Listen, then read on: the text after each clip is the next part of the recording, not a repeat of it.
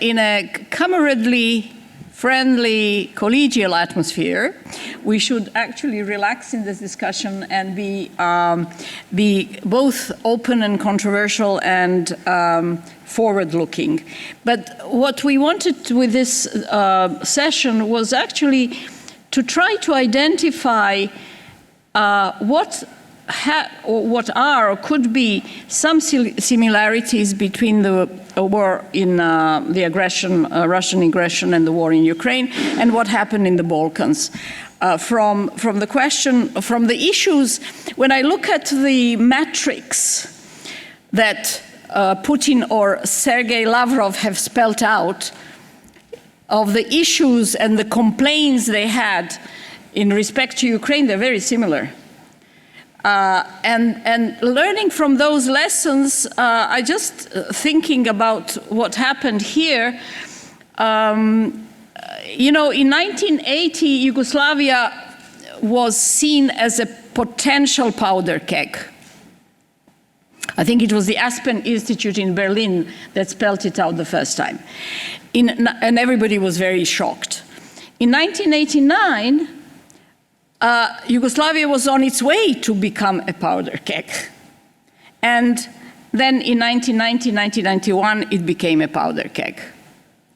And we saw it coming. Most of us here who were there at that time saw it coming, right? And we were impotent to do anything about it because from nationalism to political and economic interests of certain groups, we were unable to catch on. So I think there was lots of political on the external side. If you remember, and Ranko remembers it very well, all these Demichelises and so on were going to Brioni and discussing and so on, and they will put themselves on a plane, go back and come back and so on and so forth, and it hit us. So is there something that we've learned from all of this? Is there something that we have learned from how Dayton was done? Is there something we've learned on freezing the conflict? And so, and yet what has been very interesting in our case also was that there was a part of, I would say, not civil society as such, but citizens and citizens' initiative and citizenships that were actually trying to counter these trends. Among them, I must say, there were a lot of women's groups that were very anti-war. Among them was, I'm now quoting you, Ranko, again, with Monitor, and that all we have done, we used to meet at that point and try to cry on each other's shoulder and see how we can counter it. A lot of the courageous stuff that our colleagues, for instance, have done in Macedonia and elsewhere most recently. And looking also from a social democratic perspective, one thing that hits us is our movement has been shaped by two key political concerns. One is anti-war on the women's side, for instance, in the 20s and 30s of the last century and so on. It was the anti-war movement.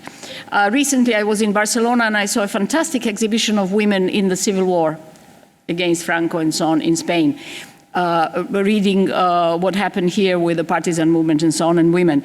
And on the other hand, it was a question of equality and human rights and also women's rights.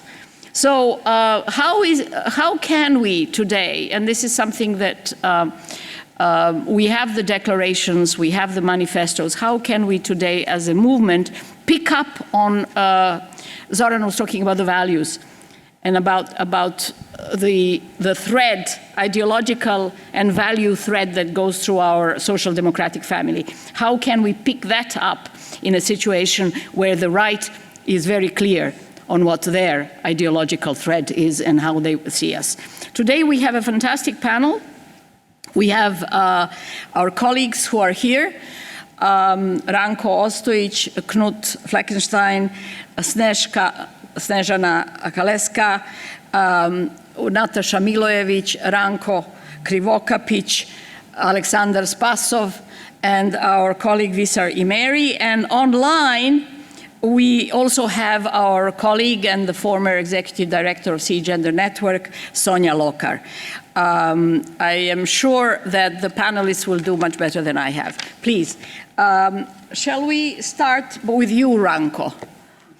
Ranko Krivokapić. Yes, thanks a lot.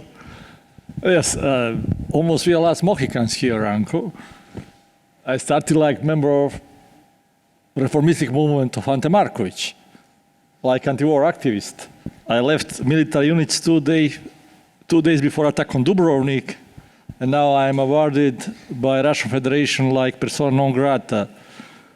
Thanks to I stop Lavrov to use our airspace, and I kick out nine or 10 Russian diplomats immediately when I became Minister of Foreign Affairs.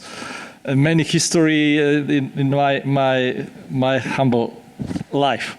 But in long talks with one excellent guy, I'll surprise you, he's Minister of Foreign Affairs of Arab Emirates. And I told him, he repeated something in history, I told him history doesn't have analogy, full analogy, and he told me, but much more that we are ready to accept. And this now on the Balkans is much more analogy and almost the same like in 90s. What is anamnesis? Zoran made excellent base for us. We can speak now easier and more direct. Look at, in those 30 years, grow up generation in the logic of the war, ethnic nationalism much harder than in Yugoslavia before the war. In societies without any stabilities, hyperinflations, war criminals like heroes, and all those things which made the new generation much more ready for the war than our.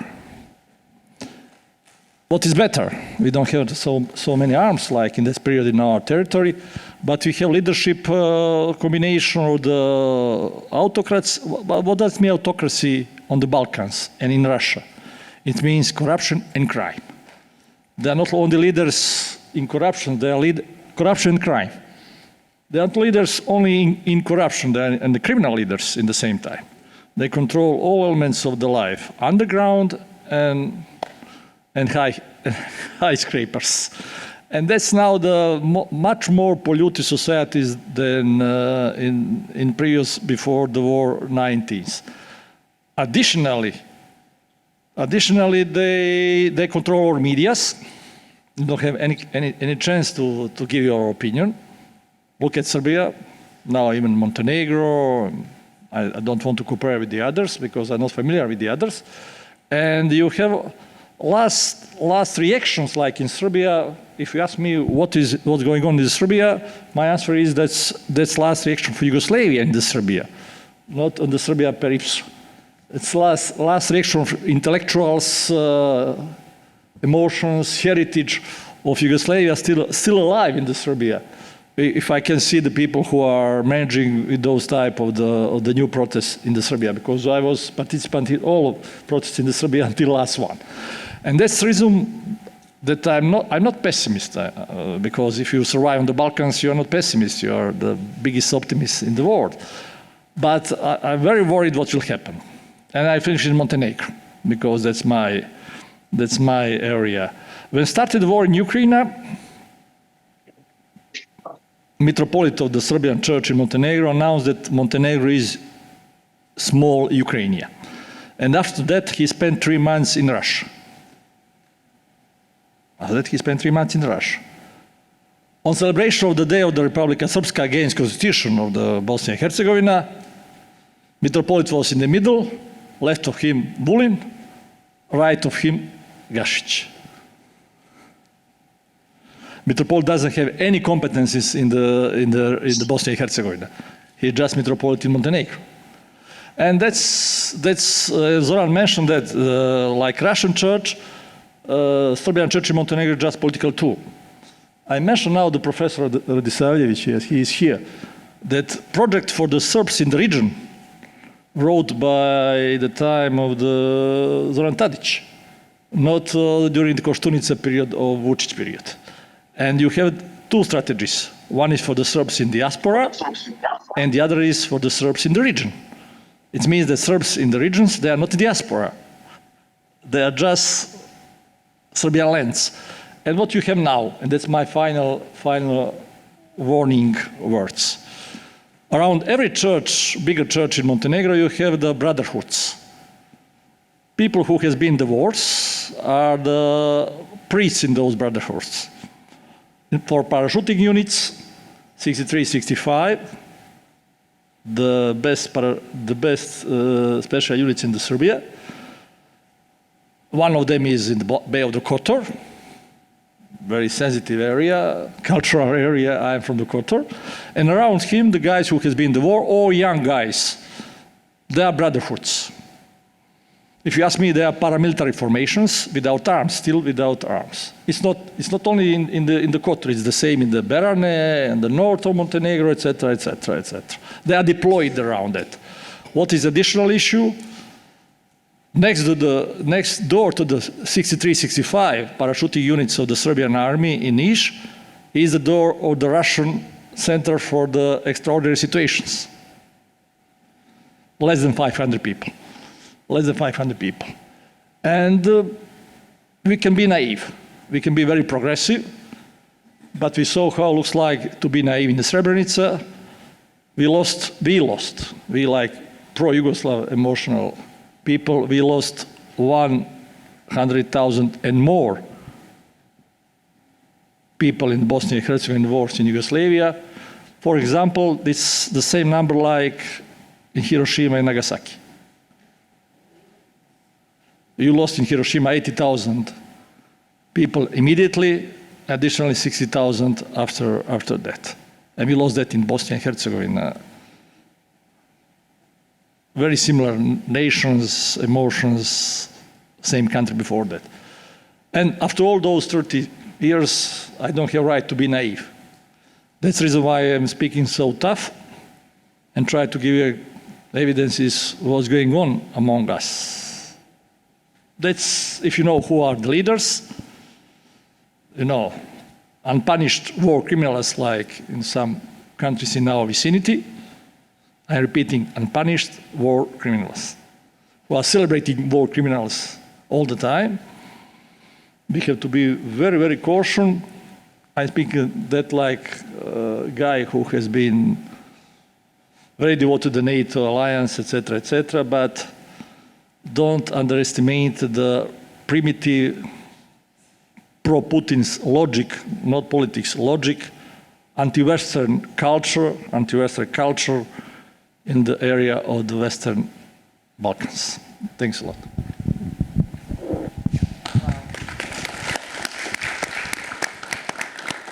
Well, thank you, Ranko, for reminding us what the church has been doing and what is still doing. Knut, you've been around the region quite a lot. You're a friend and understand things from a different perspective, maybe. Dasha, I don't want to tell you from the region here what kind of similarities are there and so on. That you know better than I do.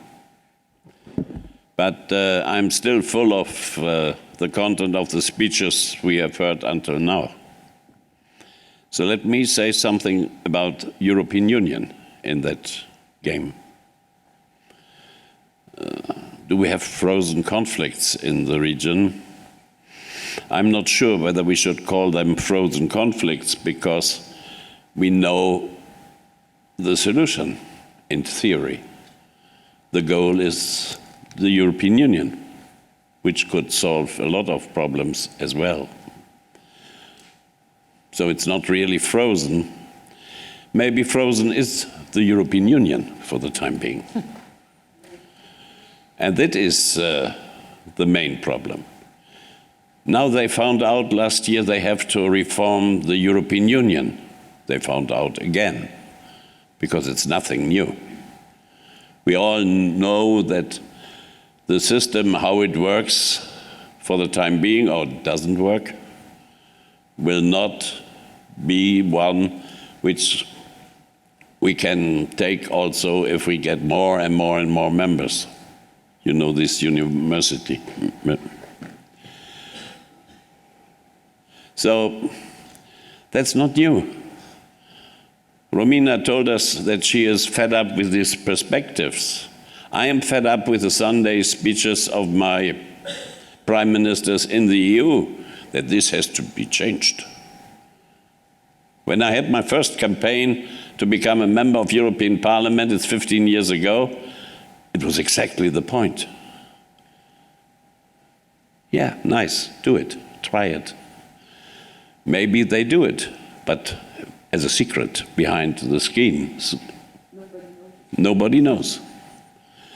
So I think we should be much more outspoken and clear than we were in the past, even with taking some risk that it will not work, and that we will get one day a European Union of different speed, whatever that is, and how complicated that will be as well. But I'm not afraid seeing some photos with Mr. Vučić and Mr. Putin.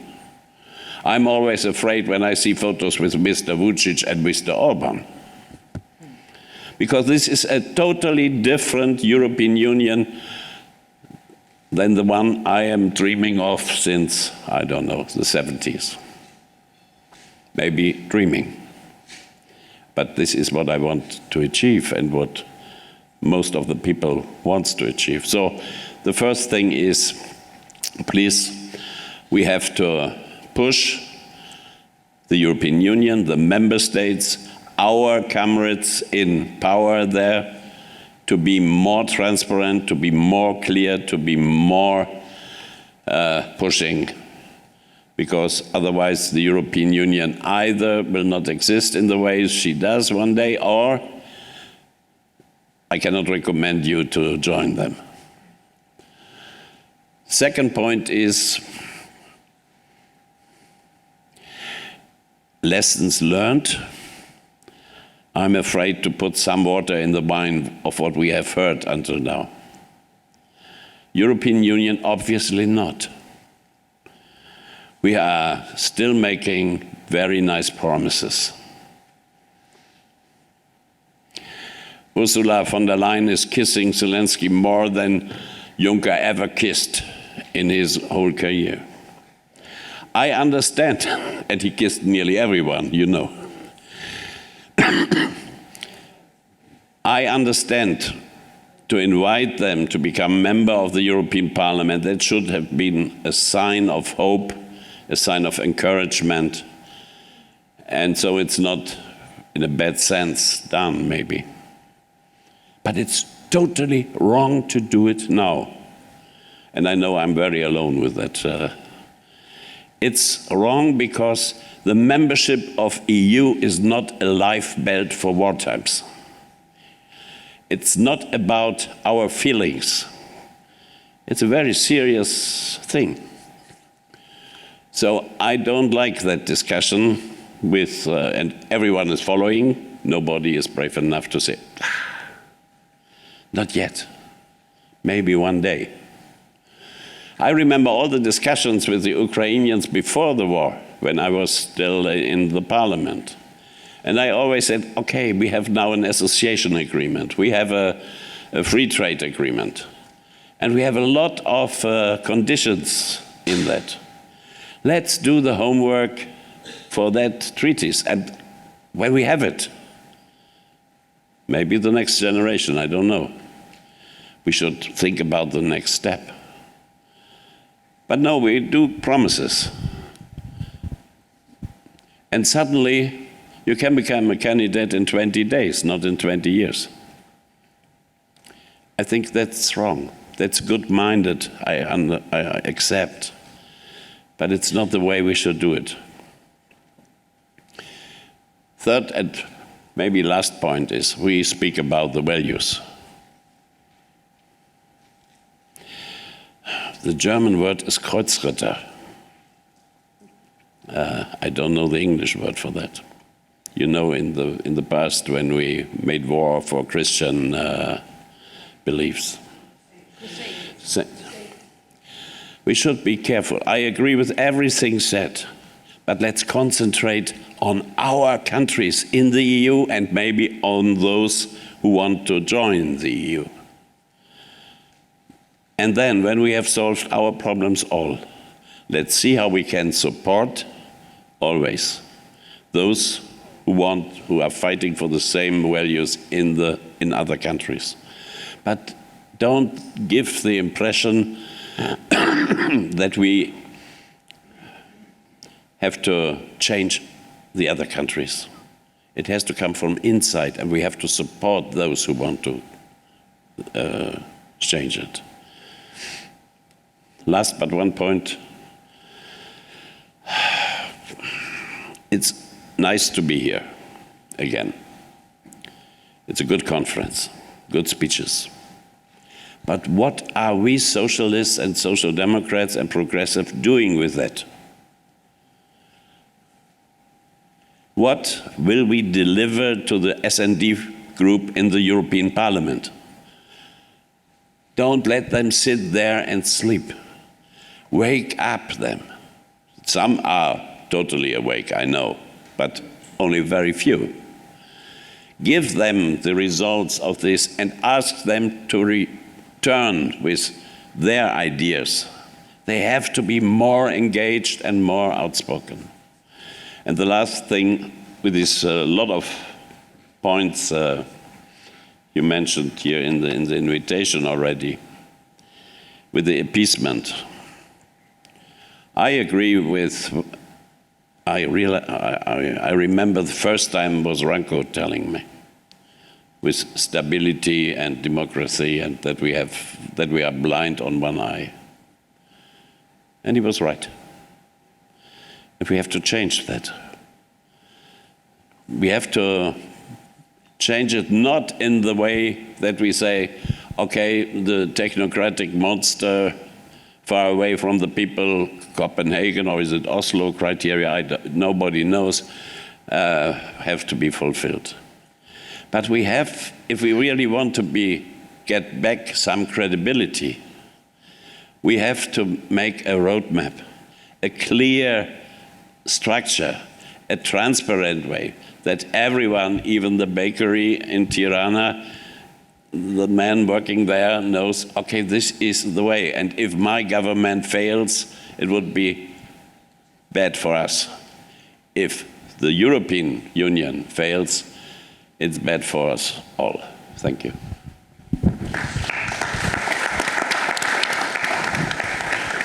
Thank you, Knut. I think that topic has so many responses and so many comments. So I think when we finish the round, we may go into that discussion. Now I'm going to give the floor to the other Ranko. Ranko, who actually, during the 90s, you had your hands full of dealing with the refugee crisis and the aftermath of the war. Now you have your hands full also, apart from the Social Democratic Party, of course. You had your hands full when you were Minister of the Interior, dealing again with all the refugees. And I think you would be a great example to the European Union countries and to the countries in the region on how you dealt with it, really. It went smoothly.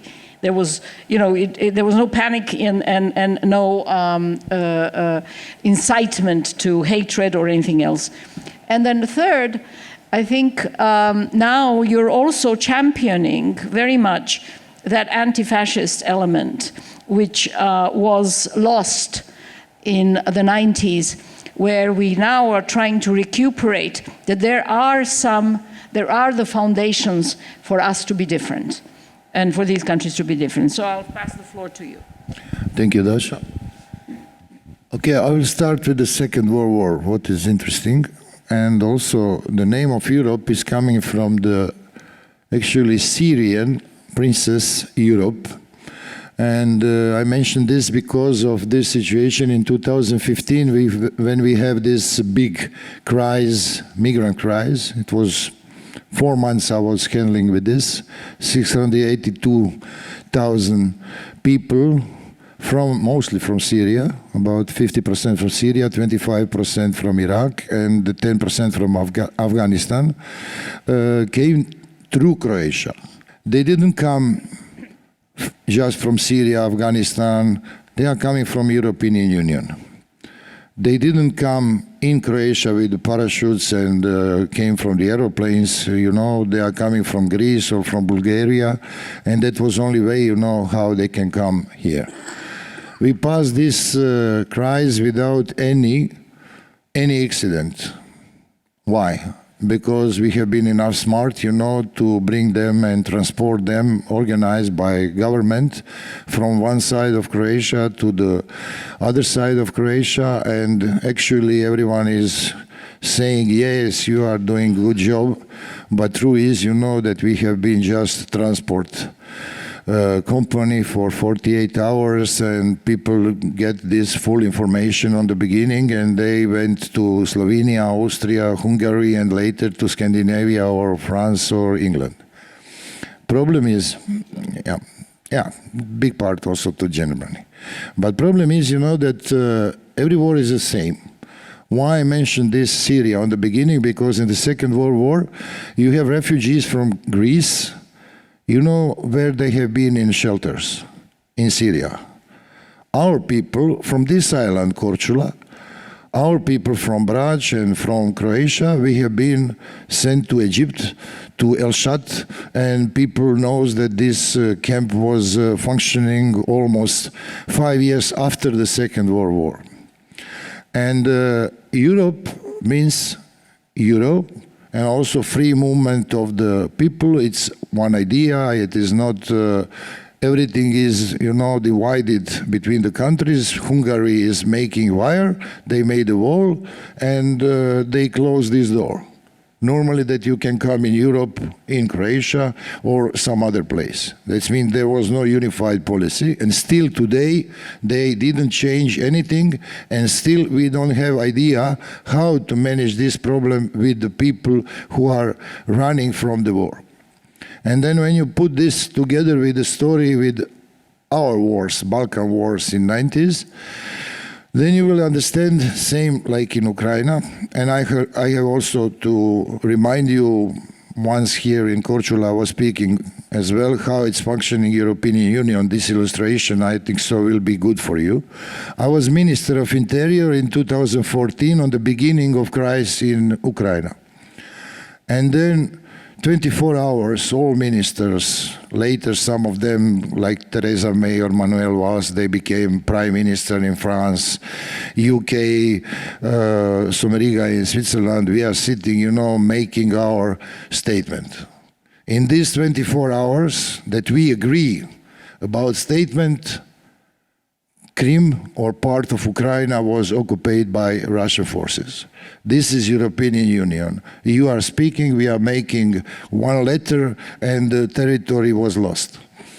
Story today, that means after this attack in February last year, it was totally different. You have real war, let's say real war, and the result is the same. People, men are staying, that's according to the law, or because they want to be part of defending their country, and the women and children are running away to Europe or some safe place. Normally the rich people, I'm not speaking about them, because they save their families immediately. All of them, they are on the safe place, and we don't need to think about this. But woman is very possible victim. I have to mention this, because when they come to Croatia, for example, 25,000 women together with the children, men are in Ukraine. Okay, we are supporting them. First days is very nice.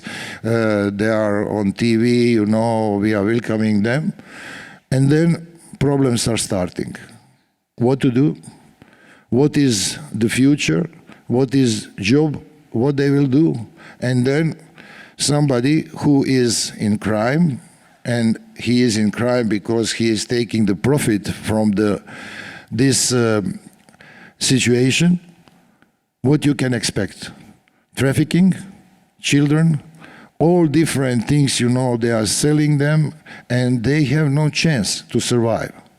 Europe doesn't have answer on this as well.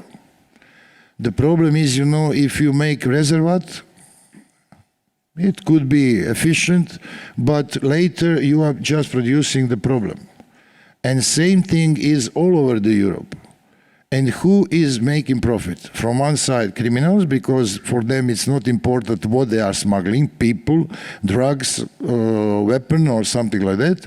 And also another, let's say, enemy, but people who are using this situation, that's conservatives. They are taking chance, and they have very good, and they are so happy that people, they have bad condition, that Europe doesn't have policy about these people, that we are not able to solve the problems, and today we are together with them, because we don't have answer how to manage this, we are producing the best weapon against us. When I said against us, against progressive people, against the people who understand what does it mean to be a victim, what does it mean when you are running from the war, what does it mean when you are alone without your husband, together with the children, you are not able to speak language in this country. And that's something, what is the result. Again, Europe is not able to keep something what was Europe was found on this. Solidarity, to be unified, and to get the standards that you can be proud on that. This is lost. And now, this is not just fight between progressive and conservatives, it's fight for fundamental things and fundamental things in European Union. And we are losing this battle not only as progressive parties or NGOs or something like that. We are losing Europe. And in this moment, Orban is so happy. He is a symbol of this story. And you know that not only Orban, but now followers of Orban, and there are more and more people like him, are taking profit. When I said profit, doesn't mean just money. They are maybe using this situation, but for me, they are also same like these people who are more honest than this kind of politician. Because now, I think so that criminals are better than them. Because they are taking the money, they are smuggling the weapon, drugs, and everything else. But these politicians are using the same system, and they are using these victims, women, children, and people who doesn't have a future, and this is the reason why we are producing together with them. I'm sorry to say this, but we are also involved in this because of our silence. This is the situation in Europe, and it will be worse than is now. And I can give you so many examples from Denmark, Sweden, wherever you want here in this area, how it looks like in Croatia, Austria, or something. But the problem is, that we are losing Europe. And that's all what I want to say in this moment. Thank you.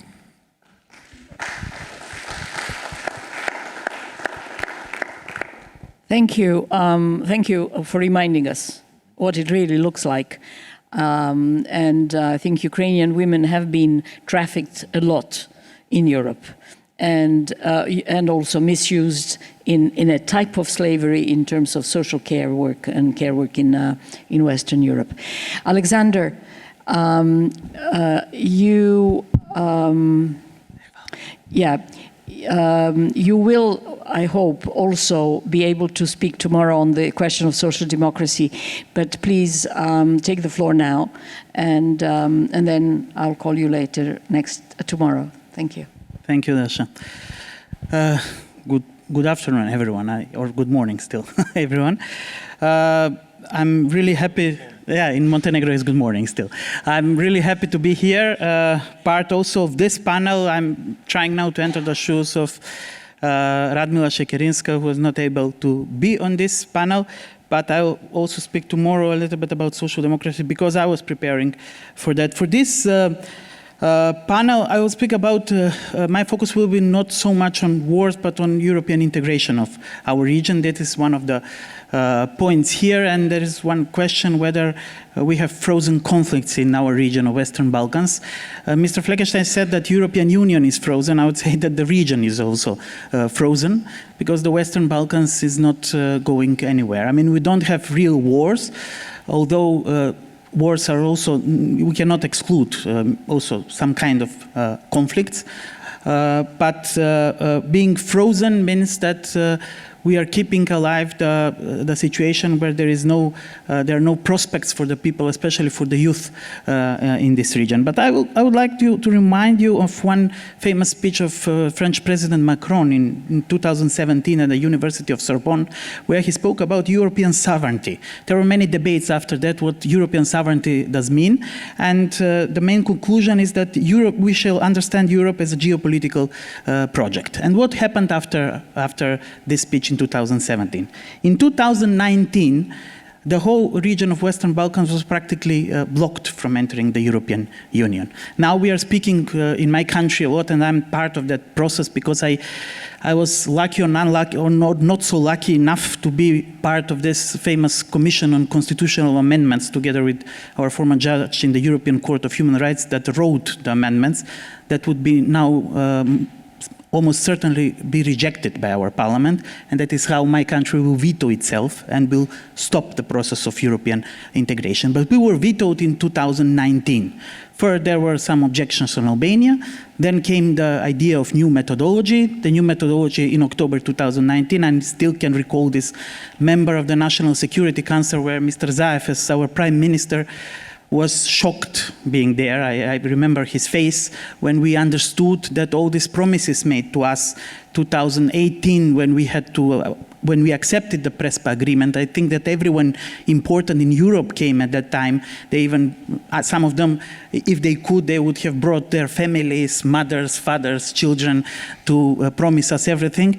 And in the end, in 2019, we were told by Brussels that the old methodology, the Copenhagen criteria, are not functioning anymore, and that a new methodology should be developed. Of course, this methodology was developed in March 2020, adopted, but no country in our region started the accession talks according to the new methodology. So we have now more than 3 years with the new methodology that is not functioning and no country is negotiating.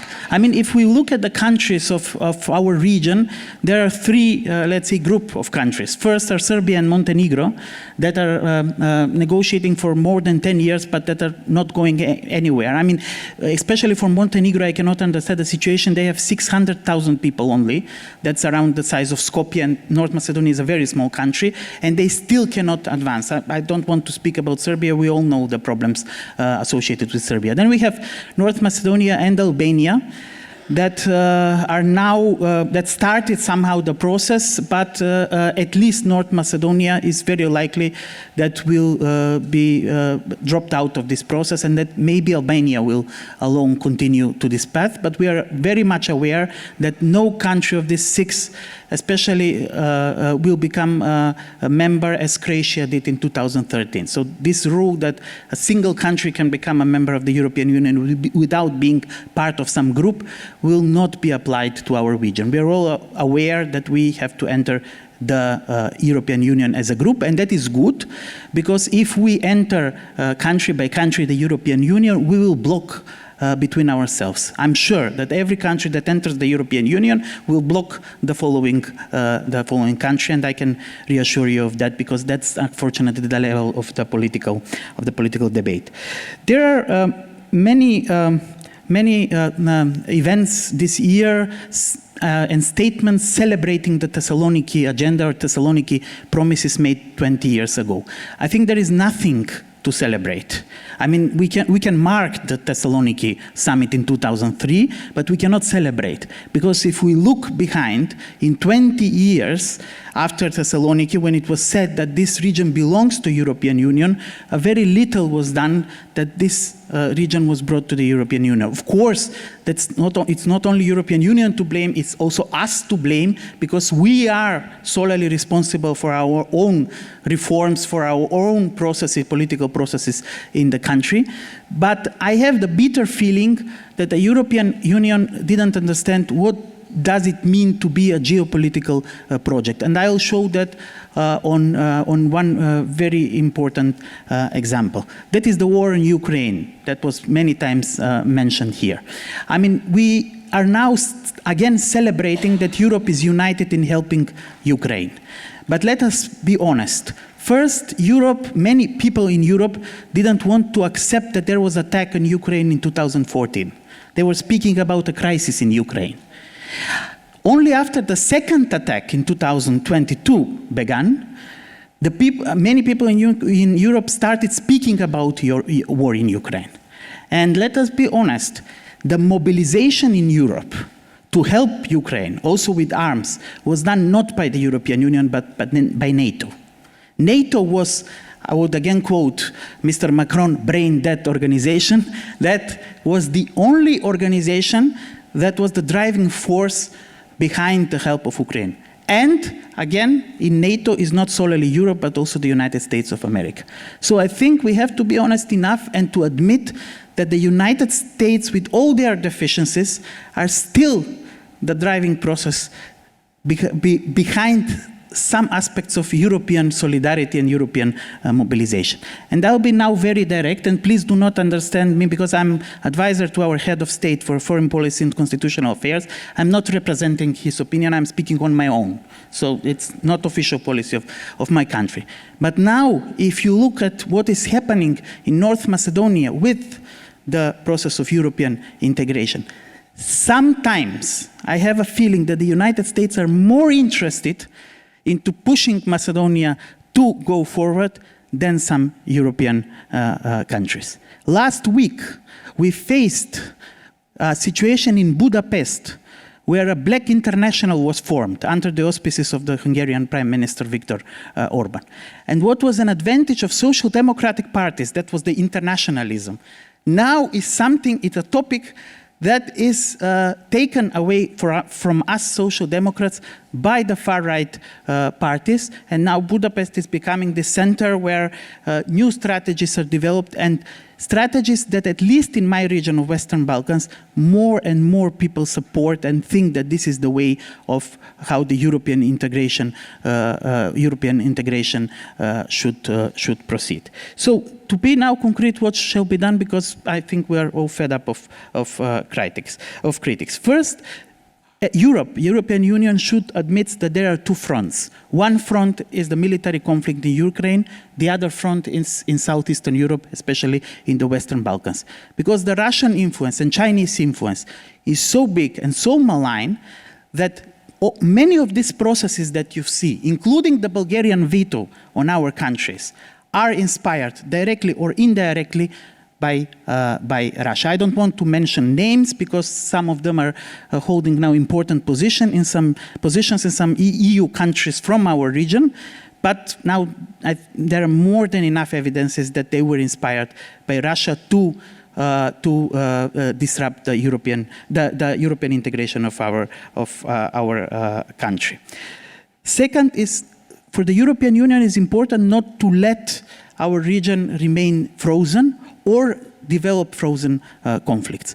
I was present at in Ohrid when these famous talks between President Vučić and Prime Minister Kurti were held. There was such a euphoria that I asked my boss, why are these people cheering? And he answered to me, because they think that there is an agreement. That night in Ohrid, when they gave that statement, it was obvious that there was no agreement. But Europe was so desperate that there is an agreement that they celebrated just that both of them said they undertook verbally, they didn't even want to sign that, verbally, some obligation, and we see months after Ohrid that nothing has been implemented. And the the final conclusion is a very practical one. If you, I mean, when I say you, I speak to European Union, adopted a new methodology. Give this methodology a chance. I mean, if we are going to start the accession talks, if there are internal discussions that are completely legitimate inside the Europe, whether Europe should be reformed. I would be very direct now. If you are afraid that by letting 6 EU countries, you will let 6 more Bulgarias and Romanias, or else that would veto, or Hungarians that would veto European decision, okay, we understand you. But let us start somehow the process. We understand that we are not going to join European Union anytime soon. It's clear to us. But give us some perspective. Integrate us in some phases of the process. Okay, we understand that European Union must reform within itself with these veto procedures and things like that in order to function properly. But let us join you in some aspects so we can advance somehow. Of course, I'm very self-critical for us, and I would say the main task is on us. And finally, about my country. Next year we have elections, parliamentary and presidential elections. What Mr. Zaev, as a hero of that, I would say, people's uprising in 2015 started, unfortunately will be gone next year. Next year, change of government is very likely. A change of government that would not be a simple change of government, but this will be a comeback of the same forces, now even stronger in regional context. Yes. That would, unfortunately, reverse the processes and the changes that were done. Since we are now on the gender forum, not to forget that, one of the main aspects they will do is to reverse on gender rights. Especially they would attack women's rights, because what I know from their people, they are preparing a program for rejuvenation of the nation. You can imagine what does it mean in far-right context. And the second thing would be that there will be a strong attack on the LGBTI rights. There were already verbal attacks regarding this law on gender equality. When they come to power, I mean, you can be sure that North Macedonia, unfortunately, will reverse very much. And this will be justified that the gender rights and the identity discussion, these are decadent things coming from the decadent liberal circles in the West. A complete new narrative would be adopted that would severely attack, especially on gender issues. But this would be only one of the things that unfortunately may happen in my country. We will see whether this will be a reality from 2024 onwards in our country. But if there is a government change, there is also a danger that social democrats would enter a huge crisis that will not resolve itself in the next decade, so we can expect again years and years of a hard conservative government, whereby comparisons would be made with Hungary, not with the Croatian HDZ. Croatian HDZ would be a liberal fairy tale compared to what we will witness in our country. Thank you. Well, thank you very much, Alexander. Thank you. That was great. You mentioned Croatia and the demise of SDP in government, but we had the same thing in Serbia with Djindjic, right? I mean, there are lessons to be learned from here. And you mentioned, I'm very happy you addressed the geopolitical situation. When you think about it, close your eyes. When you think about it, it's redrawing Yalta in a different way. Think about it. I mean, at the end of the day, Yalta did put the barrier somewhere, right? And then the question, of course, that you have raised is if it is a frozen conflict, how much has the European Union contributed to freezing the conflict, or the international community as such, and how much would accession or membership in the EU unfreeze the conflict? And let me remind everybody, in 1988-89, Yugoslavia was about to sign the association agreement with the European Union. So we are, great. I'm going to pass the word, sorry? standby arrangement with the US of €1 billion. Exactly. Yeah. And then the US had an interesting position by saying, don't break up, be a confederation, or, be all states together. I mean, that was the Scandinavian model was in the Croats, and the Slovenians gave a confederation model as a possibility. But I'll pass the floor now to Nataša Milojević, who is, in a way now, after being a politician, our civil society voice. But Nataša is somebody who very often inspires me. We spend hours on the phone because she's a political scientist with all those ideas. So Nataša, I'll pass the floor on to you now. Both the I will kindly ask our friends from non-Serbo-Croatian Montenegrin speaking region to put the headphones, because I will continue in, we call that naški in our language, if you don't mind, as we are here. Balkan Esperanto. So please, those who don't have headphones, we have the spare pieces here. And our interpreters are very well. I hope that will work, okay? Jako mnogo tema ima i nikada ne možemo da, pogotovo u ovako kratkim formatima, obradimo ni približno, ni pola, a kamoli sve.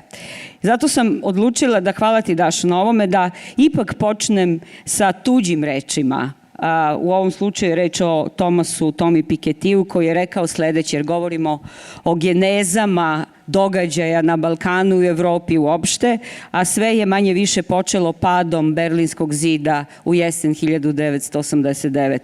Kaže Toma da mi je neko 1990. rekao da ću 2020. objaviti zbirku tekstova pod nazivom Jedva čekam socijalizam. Slow. Shvatio bih to kao lošu šalu. U jesen 1989. sa navršenih 18 godina sam provodio vreme slušajući na radiju emisije o krahu komunističkih diktatura i realnog socijalizma u istočnoj Evropi. A sada, 30 godina kasnije, hiperkapitalizam je otišao predaleko i uveren sam da moramo naći način za prevazilaženje kapitalizma, neki novi oblik socijalizma koji bi bio participativan, decentralizovan, federalan, demokratski, ekološki, nerasistički i feministički. Istorija će odlučiti da li je reč socijalizam definitivno pohranjena i treba li je zameniti nekom drugom rečju. Verujem da se može opet upotrebiti, pa čak i da je najpogodniji termin za ideju ekonomskog sistema koji bi trebalo da bude alternativa kapitalizmu. U svakom slučaju, ne možemo se zadovoljiti da budemo samo protiv kapitalizma ili neoliberalizma. Moramo da budemo za nešto drugo, nešto što zahteva detaljnu razradu idealnog ekonomskog sistema koji bismo hteli da uspostavimo. Pravično društvo koje imamo na umu, bez obzira na to kakvo ćemo mu ime dati.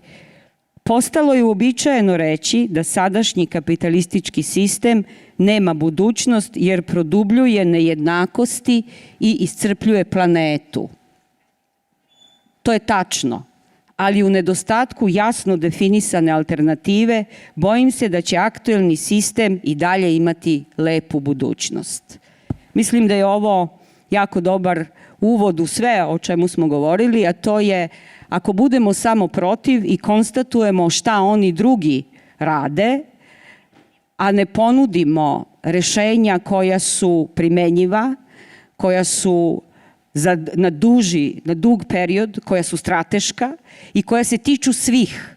Kad kažem svih, ne samo onih kojima su bliske naše progresivne i socijalističke ideje, već i onih kojima one nisu bliske.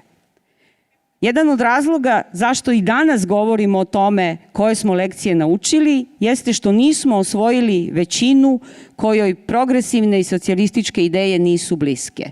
Ta većina je za nas i dalje daleko ili nedodirljiva, bez obzira na činjenicu da i u Hrvatskoj, a i u drugim zemljama, kako kažemo, Zapadnog Balkana ili bivše Jugoslavije, pa i u Evropi su vladajuće partije ili u koaliciji ili samostalno socijalističke, progresivne, demokratske. Bojim se da i dalje nemamo odgovore. A ja, budući da sam i unazad, ne od početka, nemam toliko godina, pratila osnovne poruke nekadašnje Korčulanske škole, koju baštinimo 12 godina, ne mogu a da ne pomenem osnovne postulate Korčulanske škole ili postulat, a to je kritičko mišljenje. Na Korčulanskoj školi su se suočavala različita mišljenja različitih filozofskih i politikoloških škola. I to je bila jedna od prednosti. Jer ako svi isto mislimo, možemo da odemo srećni i zadovoljni i možemo da se volimo kao što se volimo, ali nećemo mnogo toga promeniti na bolje. U tom smislu, ako je prva zadata tema koje smo lekcije naučili iz rata na području bivše Jugoslavije, ja mogu samo kratko da kažem, a mogu i da obrazložim, nismo naučili ništa.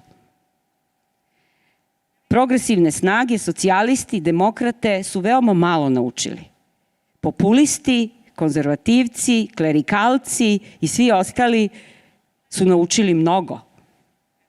A ono što su naučili jeste da isti metod usavršavaju. Metod nacionalizma, metod korumpiranosti, metod koji podrazumeva njihovu međusobnu saradnju u činjenju zla. Današnja odlika je, ili nije odlika, već je postala mantra, globalni problem, globalni sistem, globalizacija.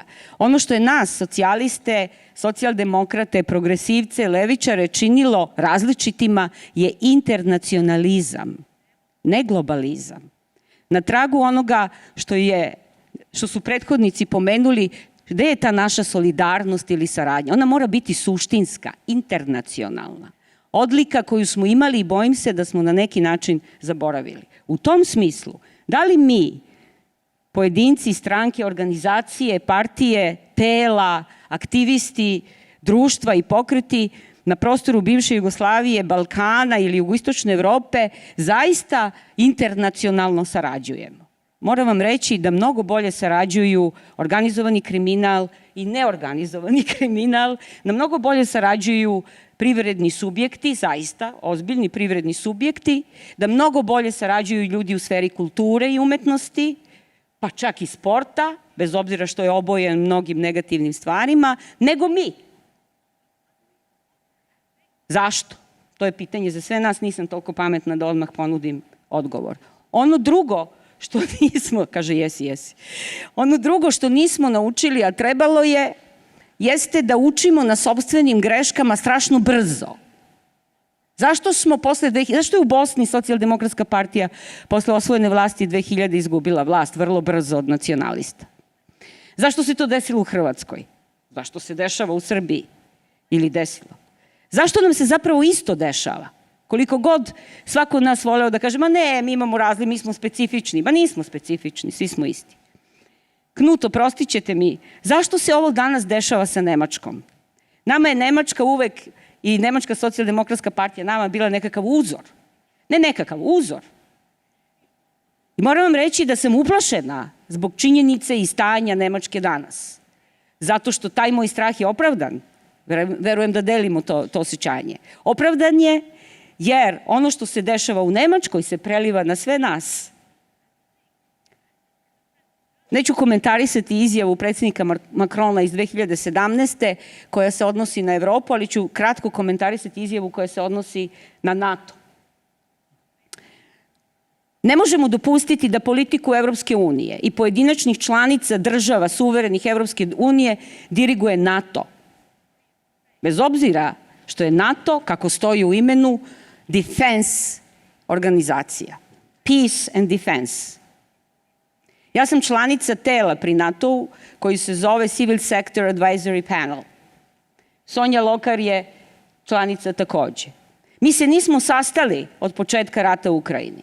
Mi nismo razgovarali od početka rata u Ukrajini jer niko u NATO-u nije želeo da razgovara o miru sa nama. A mi smo hteli da razgovaramo o miru i o ženama koje mogu da doprinesu tom miru. Zato sam zabrinuta za stanje u Nemačkoj, a i u čitavoj Evropskoj uniji. Kada smo samo još jednom da kažem, kada je reč o lekcijama naučenim iz 90-ih, ono što nikako ne mogu da ne kažem jeste da postoje pozitivne stvari i lekcije naučene iz 90-ih. Antifašistički pokret čitavog područja bivše Jugoslavije. Perjanice su Slovenci i uvek imaju inicijativu da se akcije, aktivnosti, zajednička saopštenja, zajednički događaji promovišu i dese. Ja sam pre neki dan fotografisala na Tjentištu spomenik bitci na Sutjesci. 2 dana posle bitke na Sutjesci, kad se završila je, ne 2 dana posle, ali da, godinu dana ranije, čuvena Staljingradska bitka. Bitka za Staljingrad, za koju vojni analitičari kažu da je zapravo presudna bila za pobedu nad fašizmom i nacizmom Hitlerovim. O tome su se izjasnili, govorili i mi se o tome podelili antifašisti Jugoslavije. Ranko.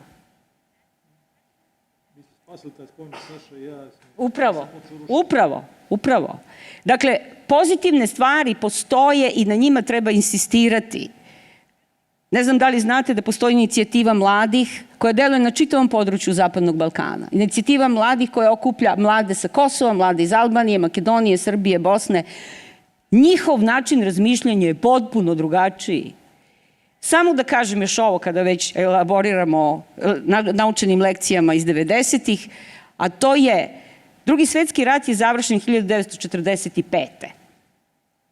1960. 61. druge, Beatlesi su harali svetom, ne rat.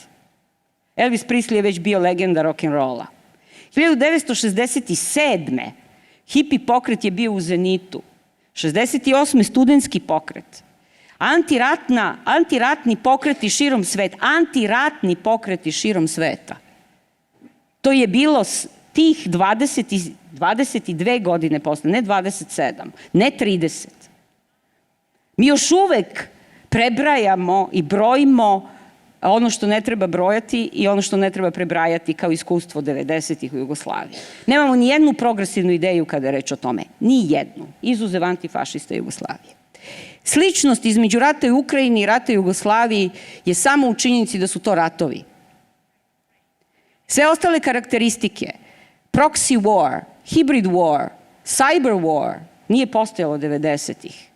Mi danas svedočimo tim oblicima ratovanja. Media war, koji je zapravo prvi, od njega počinje. I to su teme koje neću da elaborirati sada, ne želim da preuzmem floor, odnosno govornicu. Aleksandre, zamrznut konflikt je jedan loš izraz. S jedne strane, mi nismo u konfliktu. Kažem mi, mislim na građane. Bez obzira na 5% nacionalističkih, 10% ovakvih ili onakvih, na dominaciju klerikalnog sveta na određeni način, ali to nije većina. Popisi su pokazali da to nije većina. I zašto pristajemo da se kaže da smo još uvek u konfliktu? Nismo u konfliktu. Svako ko nam kaže da smo u konfliktu, želi da budemo u konfliktu. Jer na njemu profitira. Mislim da sam bila jasna kad je reč o ovome. Neko je rekao da treba preuzeti velike rizike i da svako pojedinačno ko učestvuje u političkom životu i sebe kandiduje za neku ulogu, zaista preuzima veliki rizik i veliku odgovornost. I svi koji su preuzeli velike, izvini što pokazujem Ranko prstom na tebe, veliki rizik i veliku odgovornost su dobili negativne nagrade, da najblaže kažem. Zapravo bili su kažnjeni. I to ozbiljno. Ja znam i ja bih. Da li je to pitanje za sve nas? Da li smo spremni da preuzmemo veliku odgovornost koja znači veliki rizik? Ne moja generacija, mi već spadamo u seniore, da ne kažem nešto drugo, ali mlada generacija na to pitanje nema odgovor, jer postoji jedna druga odlika, a to je nema solidarnosti, odnosno empatičnosti. I moramo ih tome naučiti. Oni imaju druge ideje, imaju socijalno-političke ideje koje su veoma zrele, ali nisu spremni za velike rizike. I tu bih stala sa dozvolom, Dašo, da Dašinom dozvolom da eventualno kasnije, ako bude prilike, kažem još nešto. Naravno. Naravno, ti si pomenula, a Aleksandar je to isto rekao, mi uzimamo ovu gender komponentu kao litmus test onoga što se dešava, jer to jeste jedno od prioriteta te iste desnice, ali o tome možemo kasnije. Ali Visar ima specifičnu situaciju. Right, Visar, you are in a specific situation. Right. I think Visar will speak English, right? Yes. Thank you very much. Thank you very much, Dasha, and everybody else. It's always a pleasure to be here, and honored to be in a panel with my colleagues, both with the experience and the political changes that have been made to the Balkans. And I think that we have to start with understanding that there have been changes which has happened in these years. We cannot say that everything here remained the same, because that would not be fair towards us, first and foremost, as people in the region that have strived to do something for the better. Not always successful, but we try to do so.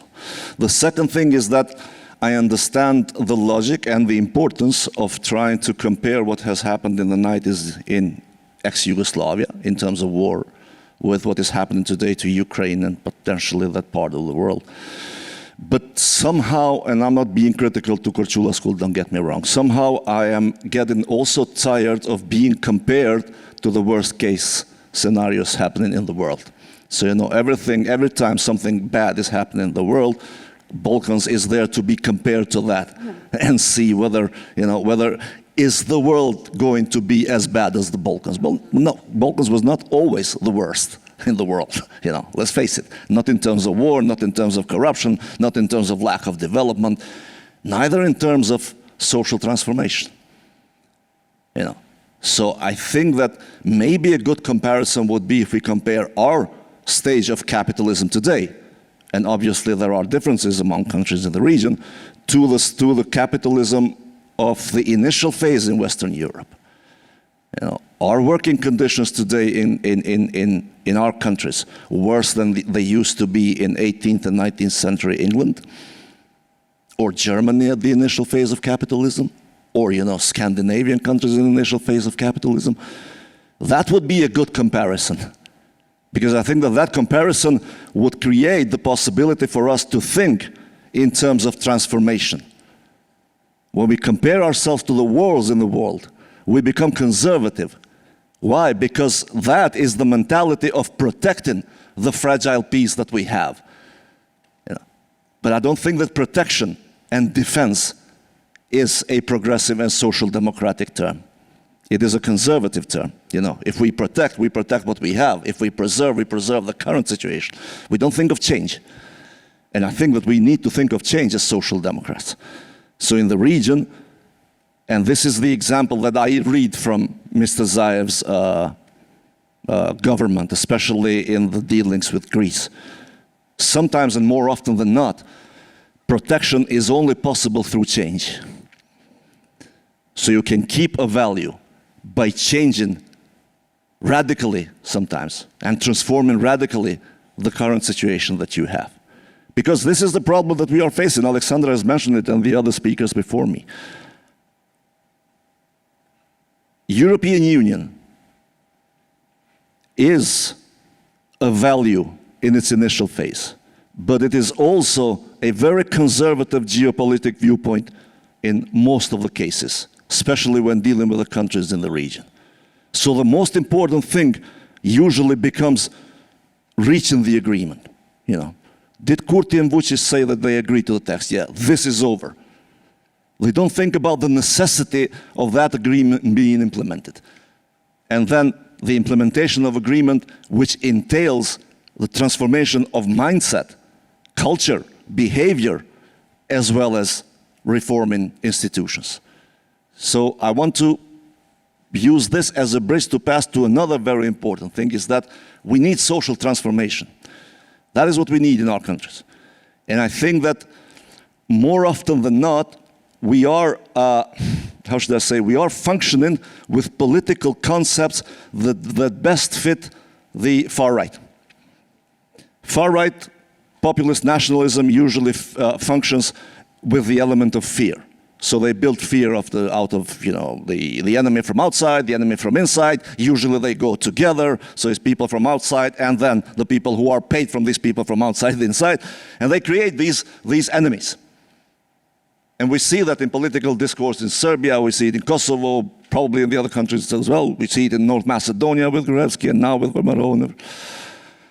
And then the response, the progressive response, usually is again functioning with fear from this fear. Mm-hmm.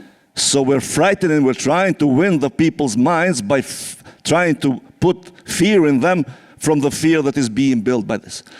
And I think that this is not working.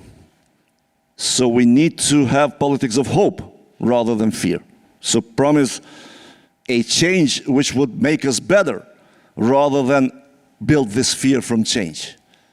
And I'm referring to Kosovo mostly. I would say that it is a similar situation with the other countries as well. But to Kosovo, you see that there is a huge fear being built from change. And that change is seen as something that is going to create a lot of losses to some particular people. And not talking about people who have political power or economic and financial power only. I'm talking to people who have the power.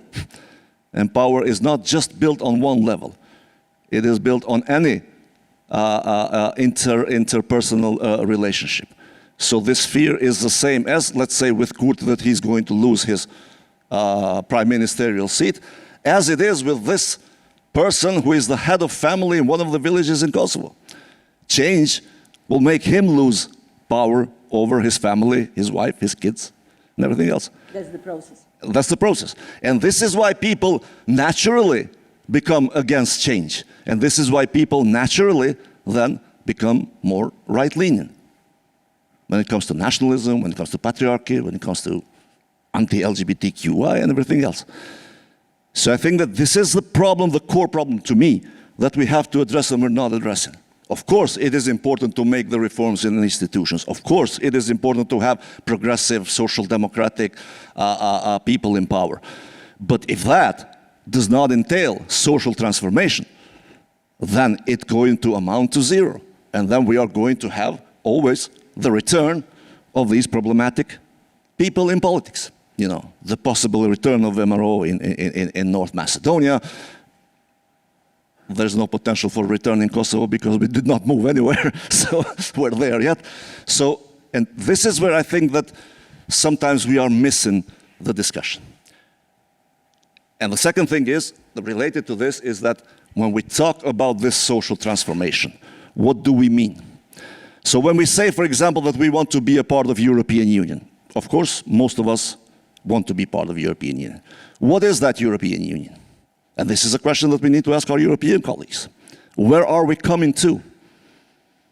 Because in our nationalistic patriarchal societies, at least we feel somewhat safe.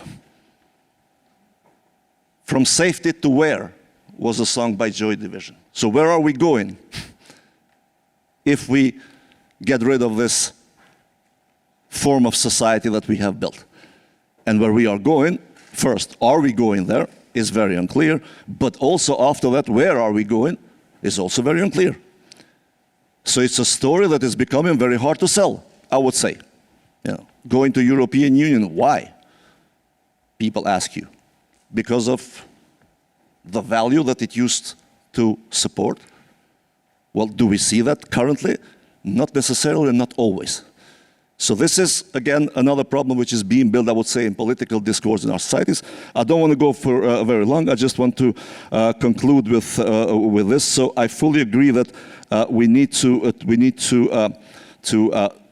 become much more active into trying to envisage this social transformation and how would it look like, or how we want it to look like in the future, and then also understand a very important factor, that in all of the moments that we have mentioned so far, including Yugoslavia, obviously that I'm not one of the people that takes it one-dimensionally. So Yugoslavia was good or Yugoslavia was bad. It had its ups and downs. But one thing that we need to understand, I would say, is that in all of these times of history, including this time of history, we have been forced into living into collective mindset, usually. So nationalism is one of the aspects of collectivized mindset. Nationalism does not see individuals with different interests and wills. It sees this unity of the body politique, or body national, which does not see women, men, this and that. So the way forward, is it through the cult of individual or through another collectivization?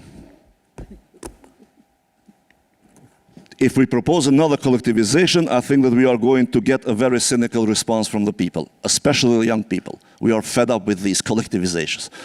If we make the mistake on going on the other side and build the cult of individual, that is again going to present a lot of political risk, as we have seen. So instead of giving any answers, I'm going to close with these, to me, very important questions. Leave it to artificial intelligence, and that will be solved. Thanks a lot. Sir, I think you've touched in an interesting way the two immediate consequences of the crisis, which may have bearing also in resolving when and how the Ukrainian one. One was that open space for very neoliberal and corruptive policies. And the other one was basically open space for breaking up the social fiber and going back to nationalisms, patriarchalisms, and so on and so forth, because people were shrinking into their own little enclaves, which we now have a problem to break up in a national way and in a regional way. So that was a very interesting way of putting framing the discussion. We have two of our great colleagues, Jana from Macedonia and Sonja from Slovenia. I'll pass the floor to you, and then we will open up a discussion. I know that there is somebody waiting somewhere in the background also. Please. There is a microphone. Yeah, thank you. Stereo. I think we're here. Okay. Thank you, Dasha.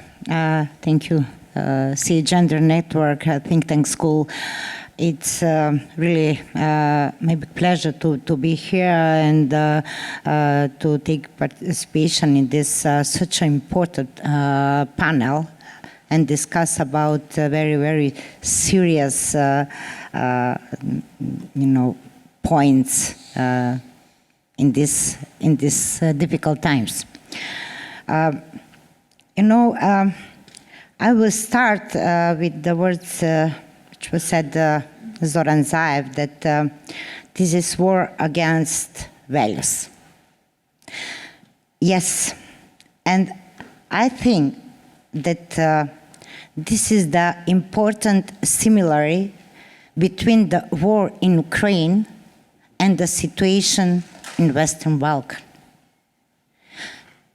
Yes, there is a real war in Ukraine, there is weapons, killed each other, there are suffering people, but in Western Balkan, we are also faced with war against values.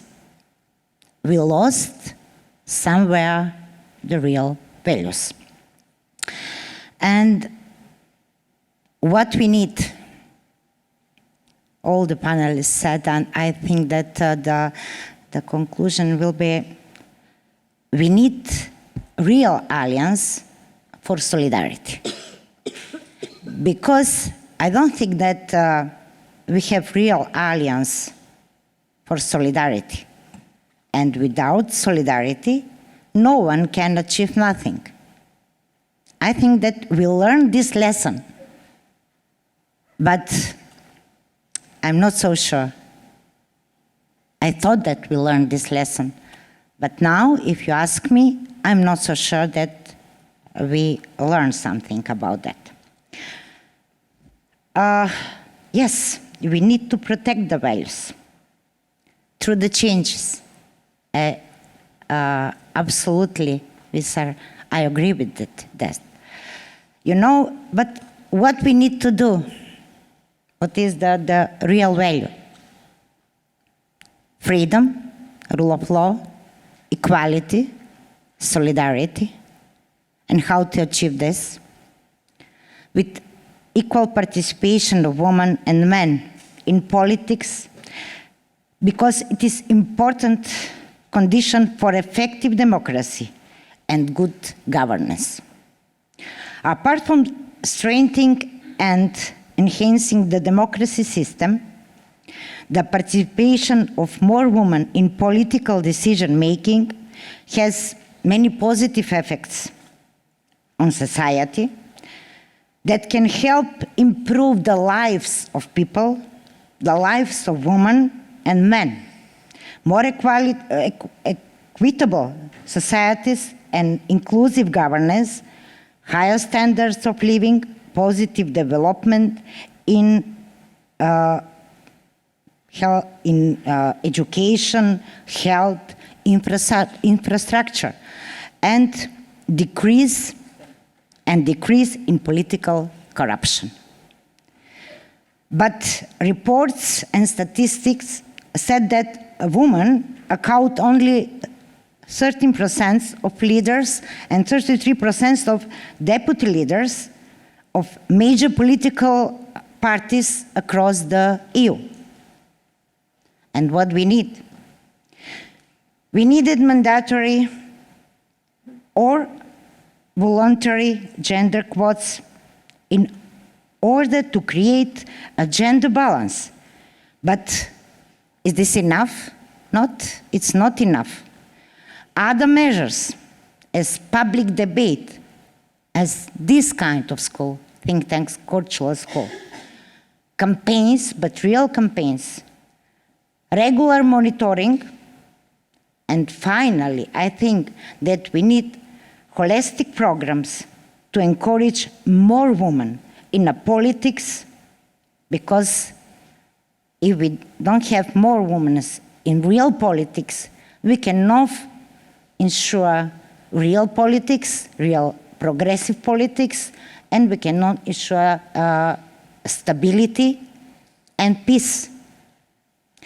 We all talk about the peace in Europe, about the peace in Ukraine, but how many women are really involved in a peace program? I'm not so sure that there is enough women. Why? Why is that? They are not so smart? They don't want peace? I'm not sure that this is the answer of that. And now, let me conclude with on a Balkanian Esperanto. This is, according to my mother language. Please.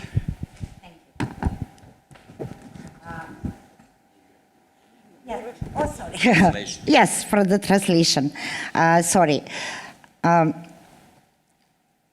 U mojoj zemlji, koja se nekad zvala Republika Makedonija, a sad se zove Republika Severna Makedonija, mi smo to svesno promenili u ime napretka i progresa. Pored mene je ovdje čovjek koji je to izneo na svojim leđima, mi smo bili uz njega, narod je bio, većina naroda bio uz njega, ali je on to prvenstveno izneo na svojim leđima i platio političku cenu.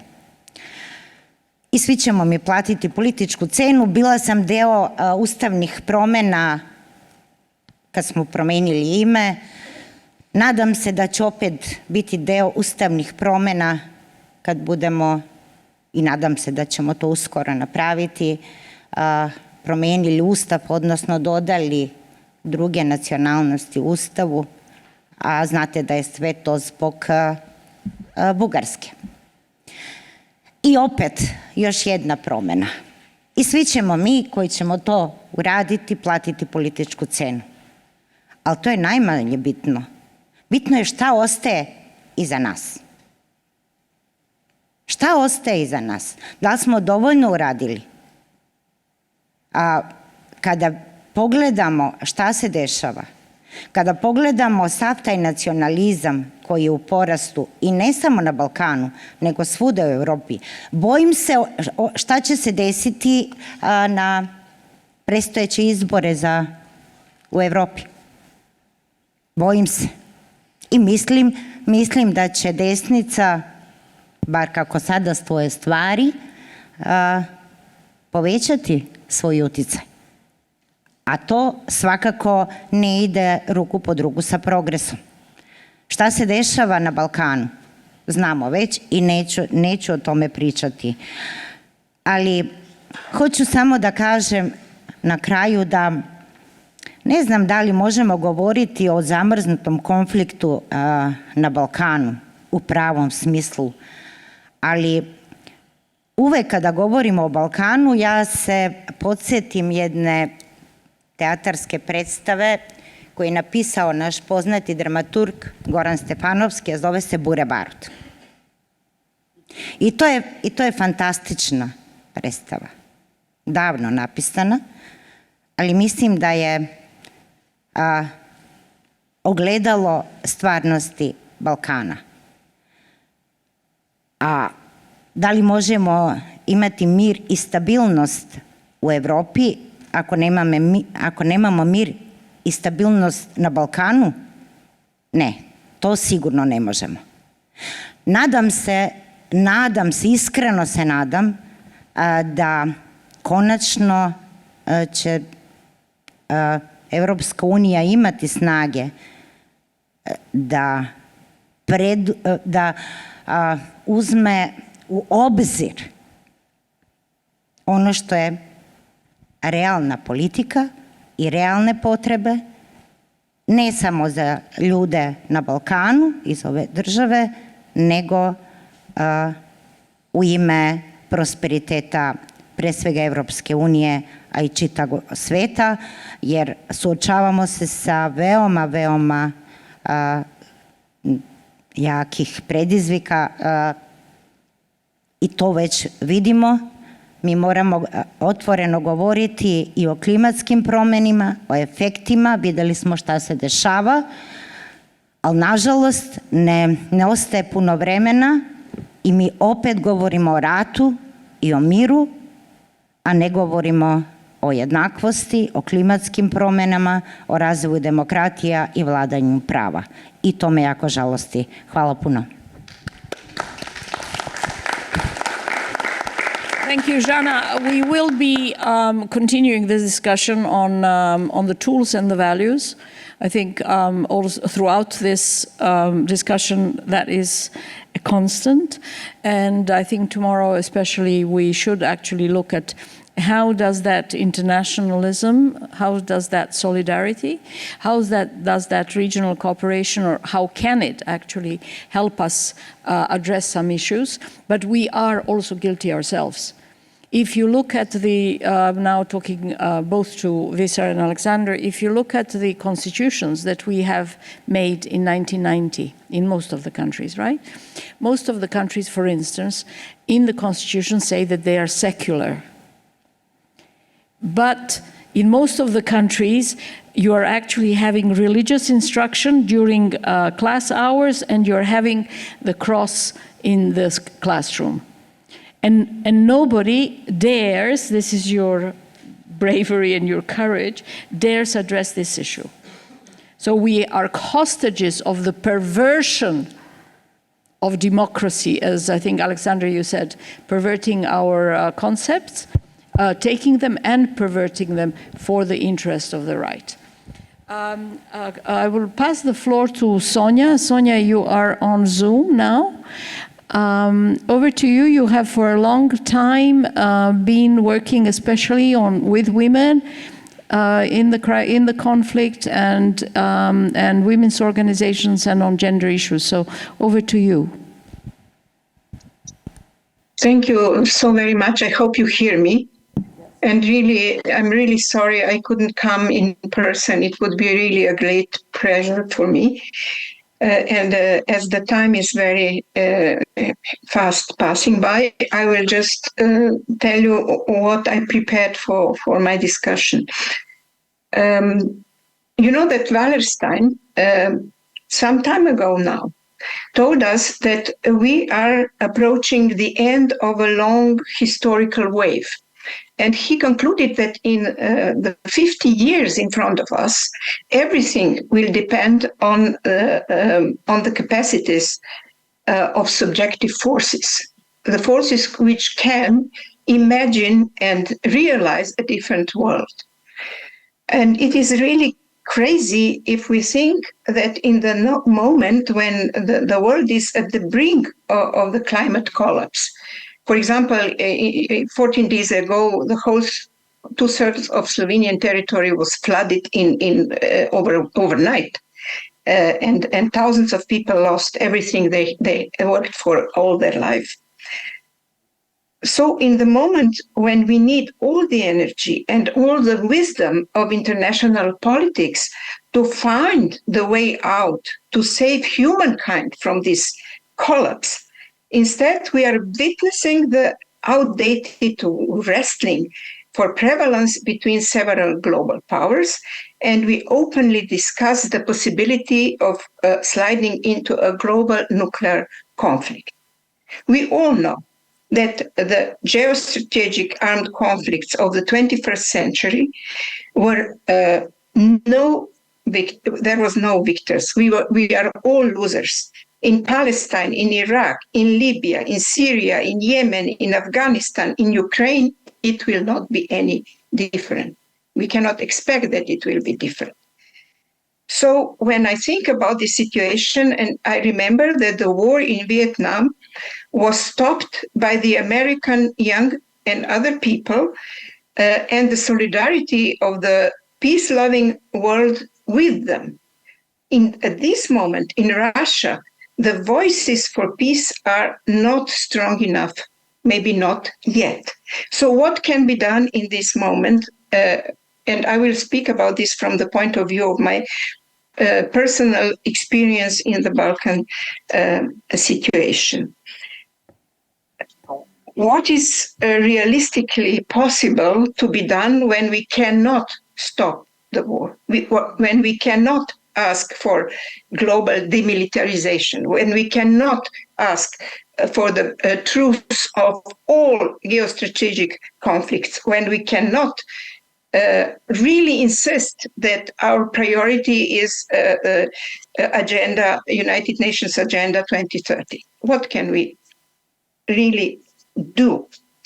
First of all, we can, and we have to do that, ask from the countries which are now coming closer again to become European Union members, that they should follow international and European minimal standards on workers' rights before even thinking about entering into the EU.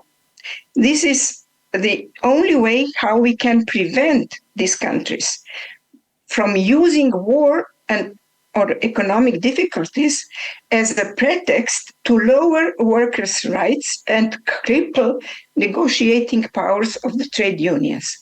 This is exactly what is the case now in Ukraine. And this is exactly what was never done for the Balkans, and why the salary of the woman textile worker in North Macedonia for decades was lower than the salary of such worker in China. So this is something we can ask from our colleagues in the European Union to fight for. The second thing is about sexual violence, and Anna has spoken about this. What I think should be done now, not after 10 years, now, is to ask from the government in Ukraine to immediately give a necessary status of the war victim to those who were raped, who were trafficked, who were deprived of their children. and help these women in all ways possible. I'm very much for what Anna suggested, to help them with experts from Europe and also from the Balkans to be able to do that. The feminists in the Balkans had to fight for 10 years and more before our governments gave this sort of war victims the status of war victims and gave them some minimal, more or less symbolic support. We also can support women in Ukraine not only in the way that they stay an active part of the military fight and all possible efforts defending the sovereignty of their nation, but also to help them to organize in a specific political subject within Ukraine, but also as displaced persons abroad. Why I'm talking about this thing? Ukraine will badly need its women and children back.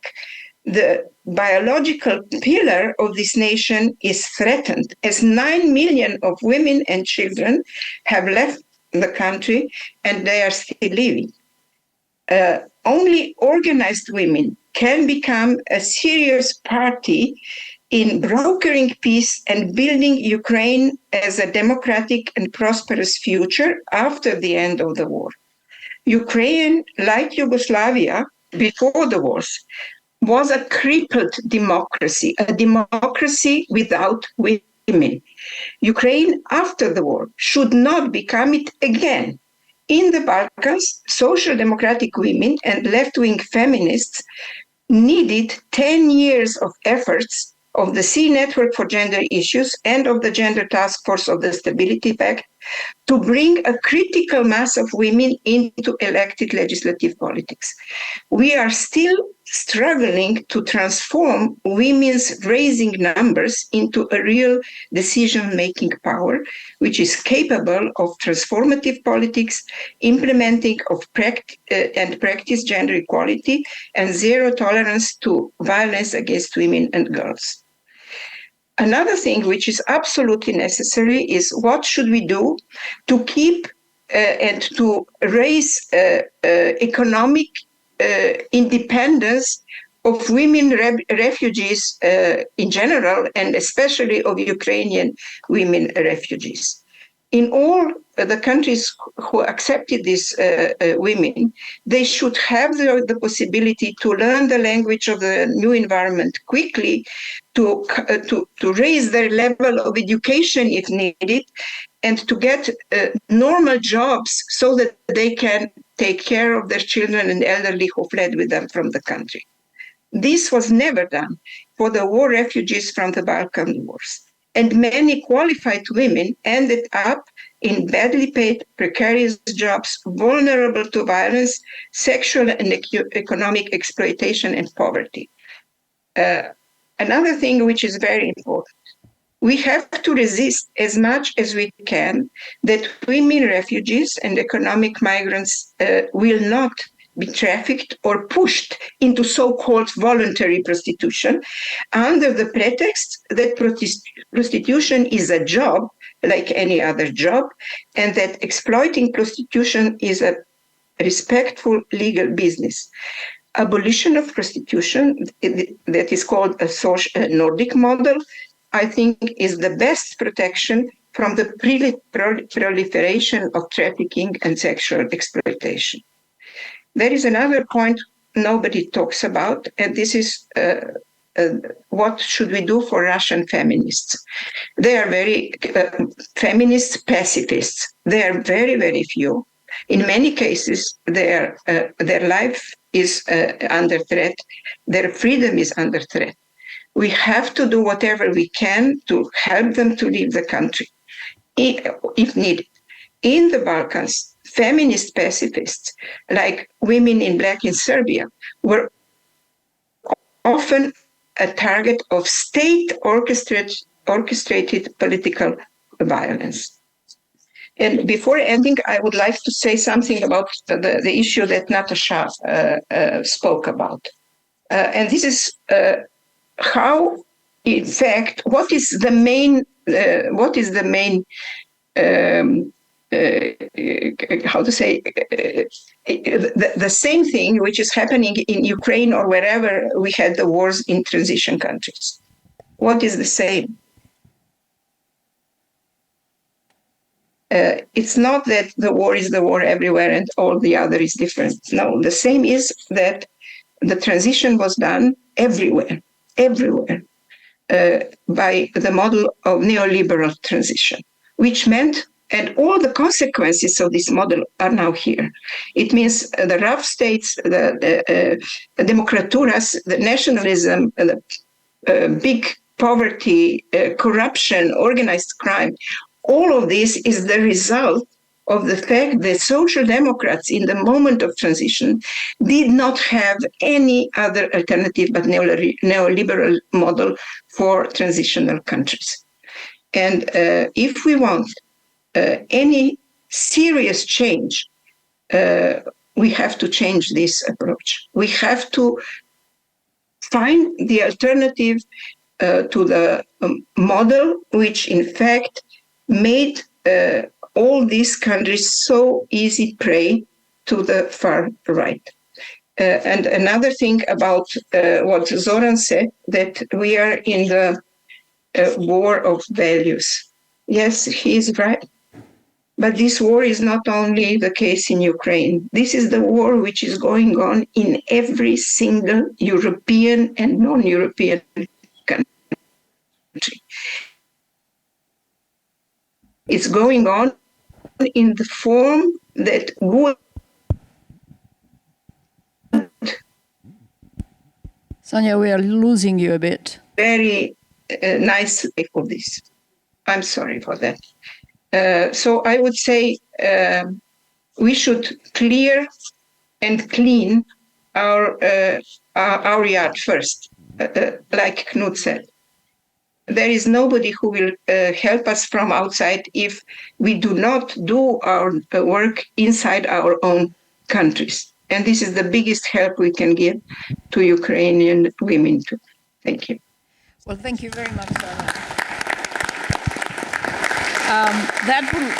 Thank you very much, Sonia. Sonia did not say one thing, and this is a great lesson for Ukraine one day, hopefully, is that the CEE Gender Network, Sonia has been the executive director until 2016, has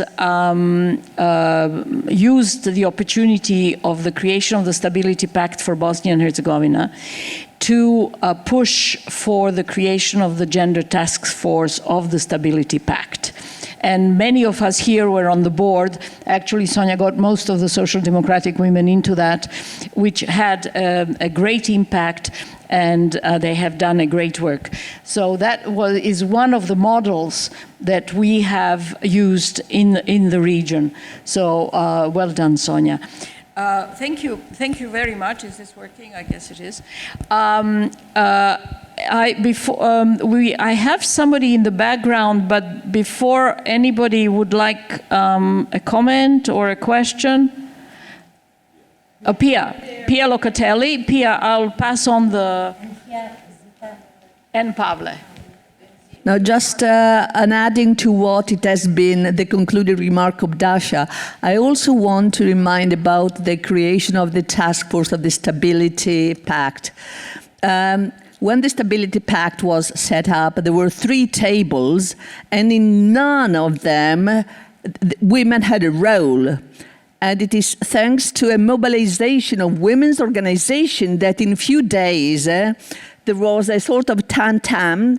So a role of women was set up in the human rights table. So it's a mobilization of women's organization. A voluntary mobilization was the incipit of the role of women in the reconstruction. Which will be important one day also, and is still important here. Who is it? Zita, and then Pavle, right? And Harold. Hi all. First and foremost, my name is Pavle Bogojevski. We know each other with most of you from the Progress Institute and from the board of the CEE Gender Network. It's a real pleasure seeing you all again, and I want to thank the participants for the great discussions that we had today. But I will have to point out to a danger, not a danger, a risk that I've been noticing.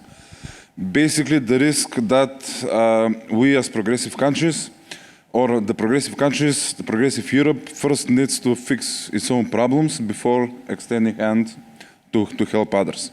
I totally agree that the candidacy for Ukraine came a bit too soon. Not only that the steps weren't made, but in that scenario, the effort and the labor that the other candidate countries put in the candidacy process was devalued. And it felt like it was for nothing, because if you can do it the easy way, why were we doing all the hardships that we were doing? But that approach cannot put the necessary solidarity among progressives on the second plan. As Mr. Zaev very rightly said, with Putin's aggression in Ukraine, we have seen enormous rise of the popularity of authoritarianism among our countries. But also, we have also seen an enormous rise of solidarity among dictators and authoritarian leaders.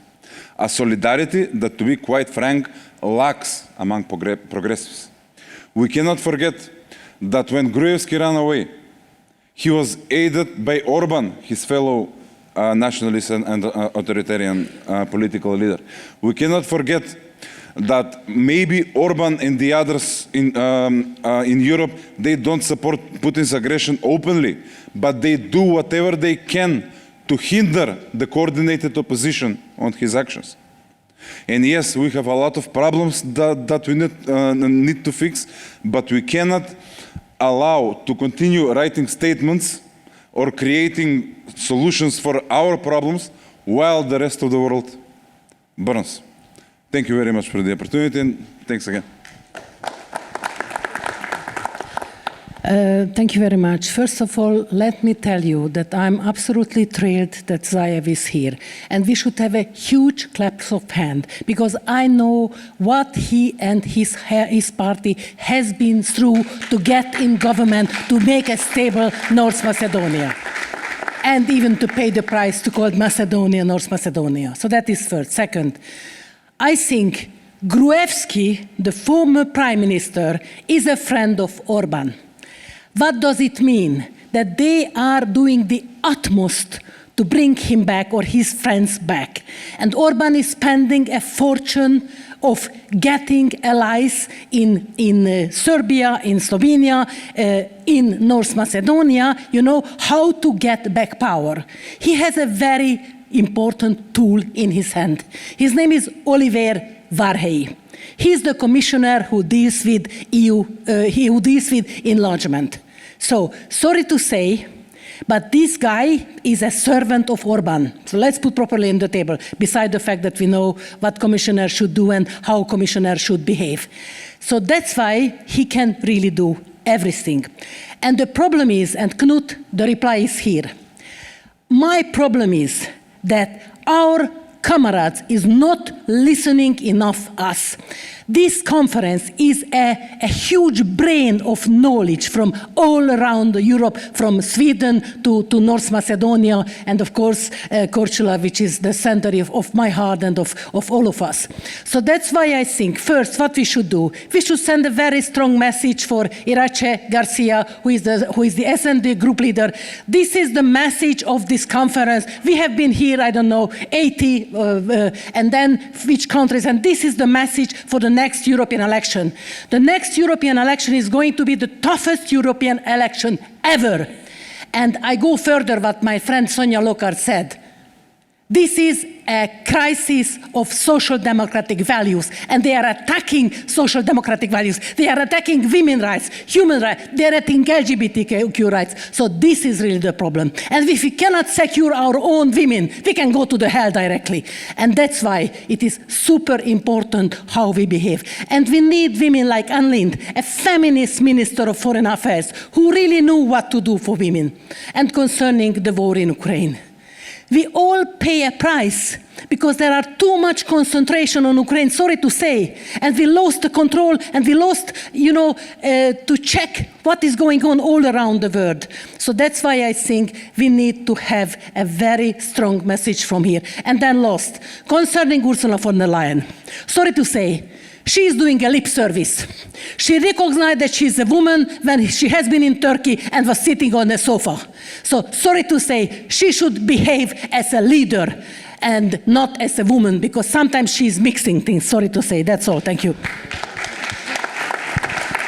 Well, thank you very much. One point only, because I have a couple of speakers. I have Harold, Demir, and I have Ranko. But just one point. I'm very happy to say that this meeting and then is sponsored also and is partnered with the S&D group. So the S&D group will get everything from this meeting, including the recording. So the message, but a message to PES. I'm sorry, we cannot have manifestos of 30 pages. We have 4 points that our electorate should learn about, and not 30 pages who nobody is going to read. Now, I have Harold, I have Demir, I have Ranko, and I have Knut. And then we will adjourn for lunch. Thank you very much. I'm very grateful to Sonja Loka because you gave a socio-economic dimension to the Ukrainian war, which I missed before. Soran was talking about the war of values. Soran said democracy versus autocracy, freedom versus totalitarianism. All this, what you said, I heard in 1968, 1970, when the West, the democracy, the country of freedoms fought the war in Vietnam. We were fighting for the Western values in Vietnam. The Americans were bombing South Vietnam, Cambodia, North Vietnam, back to the Stone Age, as an US general said. So making the Ukrainian war just a war of values, a war of democracy, is for me much too short-sighted. Even the Ukrainian war has a socio-economic dimension.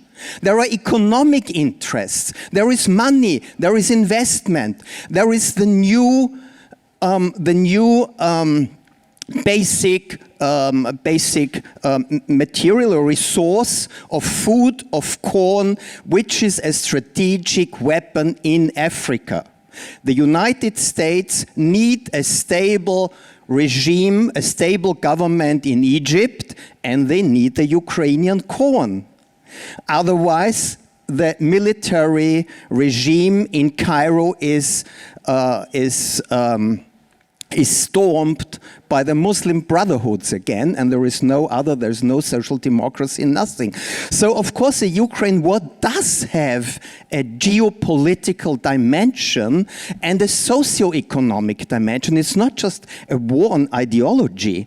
And one aspect more, and that's why in Austria many people are a bit critical, and they see it's not just a white-black dimension of the war in the Ukraine, but there are many shades and many gray tones.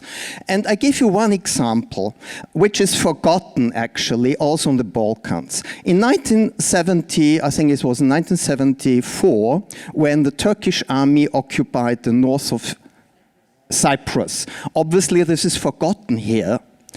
It is forgotten here, though Cyprus is very close to North Macedonia. So what happened then?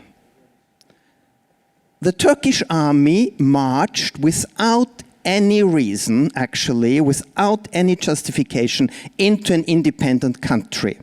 The parallels to the Ukraine are obvious. For Putin, it was the Russian population. For Turkey, it was the Turkish population in North Macedonia. There were rapes. The Turkish army killed. The Turkish army raped women. Its trust was short because Cyprus couldn't defend herself. So it was a short war. The Turkish troops are after almost 50 years, still there. Why are the Turkish army still there? Why was the reaction of Europe practically non-existent besides Greece? Because Turkey was a NATO country. And Russia is not a NATO country. So a NATO country has other rights. As we know from Animal Farm, all peoples are equal, or all pigs are equal, but some are more equal. Or as an American president said, grandfather Somoza is a pig, but he's our pig. So we should, to be credible, and credibility is in politics an important factor. I'm absolutely against hypocrisy. I'm against hypocrisy in the European Union. I'm against hypocrisy in NATO. And many people did not forget what happened in Cyprus, and that Europe looks away when NATO does something which should be questioned. Thank you. Austria. I have, guys, I have one quick comment over here. You were before Demir. Sorry, I didn't get it. And then Demir, and then the two of you, and we wrap up. Is that okay? Good.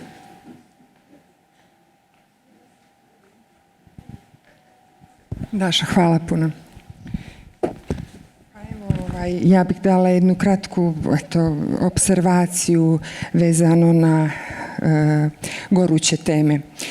Dakle, s jedne strane, Rusija posljednju deceniju intenzivno vodi diplomatske, hibridne i prevratničke kampanje meke moći kako bi se što bolje politički pozicionirala u zemljama istočne i jugoistočne Europe, naročito članicama NATO-a, kako bi što bolje podrivala ovaj savez, a samim tim i određene zemlje koje obitavaju u ovom savezu. I u tom kontekstu tu bih pomenula pokušaj državnog udara 2016. u Crnoj Gori, zatim 2017.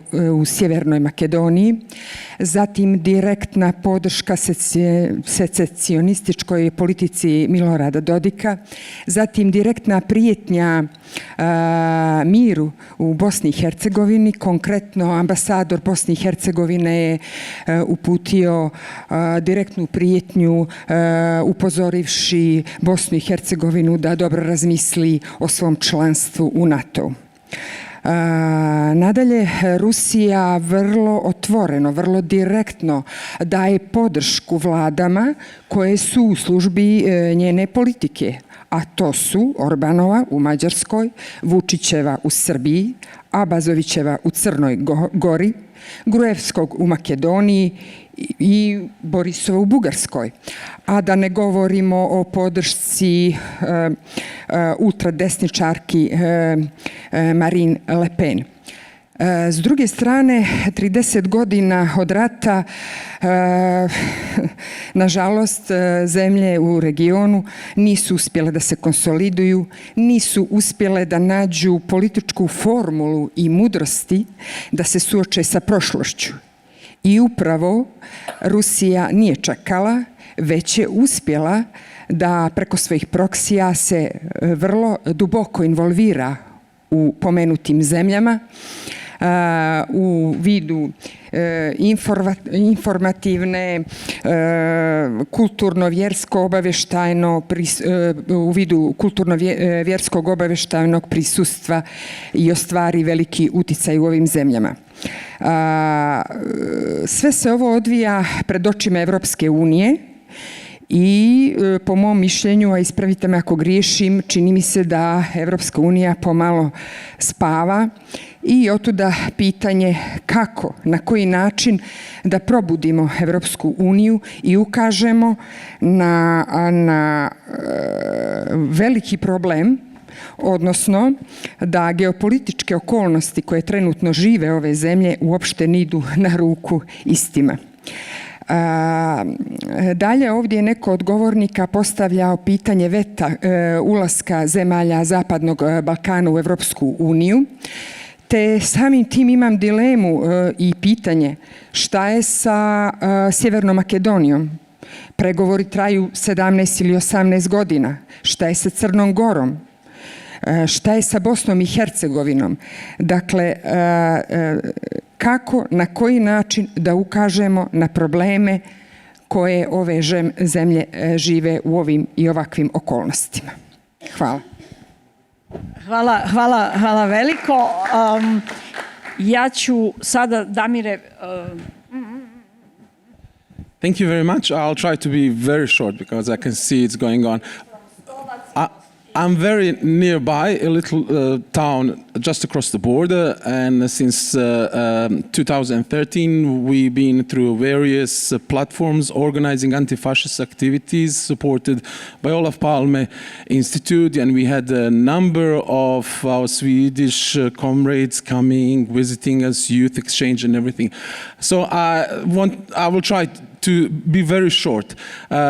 My greetings to all of you, and a commemoration to the late partisan lady Valeria Strinjak-Tvrz from Slovenia. We are talking about anti-fascism. She was 95-year-old, just passed recently after the Sutjeska and Tjentište. She used to come to Stolac twice a year. Every year, and she was a main speaker. She was an inspirational force to the youngsters. A 95-year-old lady, feminist, fighter, very clear about what the feminist values are. How people are confused, what are the feminist politics? You know, they see a woman at the position and they think, this is feminism. Angela Merkel was not a feminist. You know, we need to clarify and very clearly say, and I have to just very quickly recollect when I met Benjamina Karic, the current mayor of Sarajevo, at the first Sarajevo Pride. First Sarajevo Pride was the most sensitive one. We never done it before. It was the first time. And Benjamina was there with Sasha, and I think Lana was there, you know? What happened is that as a mayor, she is not finding a strength, and I'll be very polite and very soft towards her, to stand up to those values that I personally believe she believes in. So we need to give support when support is due, criticism, and also clarification. So thank you very much. It's nice to be here after 3 years absence. Thank you, Demir. Now I have Ranko, and then. I try to be brief, just in the messages. 2014, I have been the president of the Parliamentary Assembly of OSCE, and I have given the floor to Klitschko in the Vienna against the majority in Parliamentary Assembly of OSCE, 2014. And at that moment, I told a very simple definition: more corruption in Europe, more Russians in Europe. Very simply. And that's now we had, in that last 10 years, a lot of corruption, the Russians, many parties in EU, many personalities in EU. And that's the reason why we have the so-called soft policy. Partially, it's mandate mind in the EU, but many of them is connected with the Russian money. And that's the reason why the right movement is so powerful, because they have the money. They are corrupted, they have money. If you need autocracies, if you need democracy, you are going on the West. If you need to keep your money, your corruption, you are going on the East. Very simple. And that's new division of the values. And base of security and base of the progressive and right wings. It's not new idea. It's practically idea of Marx. He wrote, just follow the flow of money, you will know what's going on in the politics. We just forget it 150 years ago, definition was going on now. All those things are almost defined behind our back. And Balkans, we are not frozen conflict, we are boiling. We are boiling, we are just, if you have big war, like in Ukraine, Balkans is always very close to war. The solution of Yugoslavia started due to Berlin Wall fall down. That was the trigger for the wars on the Balkans. And now you have so many interests in Russia, and not only the Russia, just follow the monies to open the boiling of the Balkans. And if you know that you have nationalists like rulers in Serbia, I call him Beli Vučić, not Vučić, who knows our languages will understand me very easy. And if you have this mix, autocracy, corruption and crime, we have European answer, not to be pessimist. We need a much, much more stronger European crime law. We have much, much more stronger European prosecutor. And that's only one way to protect our systems in EU, not on the Balkans, of the new corruptions from the so-called new powers all around the world. Because to buy one party is very simple. If you give 30 million or 50 million to him, to Zoran, he has much more chance to win on the elections. If his budget is 2 million, he doesn't have chance. He doesn't have chance. And I am fully aware that right wings in all our countries will get money from the different locations for the world. Because sometimes I got offers for those type of the money. And they ask me why SDP is not stronger. Because I don't want to take money. That's very simple answer. I know that the budget for the decent campaign in Montenegro with the 3 million you will be 10 to 15% immediately. 10 to 50% immediately. In Serbia, somebody got, if I can quote now positively, Boris Tadic, that Vučić got 34 million for his campaign in 2012 when he took over the power, and money came not for the Serbia, money came from the vicinity. We have very simple answers. That's the way why progressive forces are not powerful, due to corruption is overwhelming accepted in all around, not only on the Balkans. Or Balkans has very strong influence on the Western policy, much bigger than we are expecting. Just to remind you how Pia will support me, how Gaddafi visited Italy in the meeting with Berlusconi. Why he could do it? Because he financed the campaign of Berlusconi, or we financing campaign of Berlusconi from Montenegro too. I know well, etc., etc. Don't be, let's say, too much young in the politics, because we have a lot of experiences with those type of behaviors. It's not a matter of ideas, social structures. Due to, I'll finish with one additional quote, not mine, Oliver Cromwell. And that's very important for us, like Montenegrins. Just digression, in our constitution, we are state of citizens, not of Montenegrins and the others. We are state of citizens, because I wrote that because I knew that somebody will request to create a state of different nations. He told, believe in God, but keep your powder dry. Thanks a lot. Very short, only because I was encouraged by Sita. My problem is, first of all, we see the rising of nationalism, even fascism. And we get used to it. It's not nice, of course not. But we have it in so many countries already mentioned. Imagine the next French elections, every time again, Le Pen can take over. Absolutely. A prime minister and leader of a post-fascistic party, if she does 2 or 3 quite okay interviews, we say, oh, it's not so bad. Come on, we imagine much worse. Okay.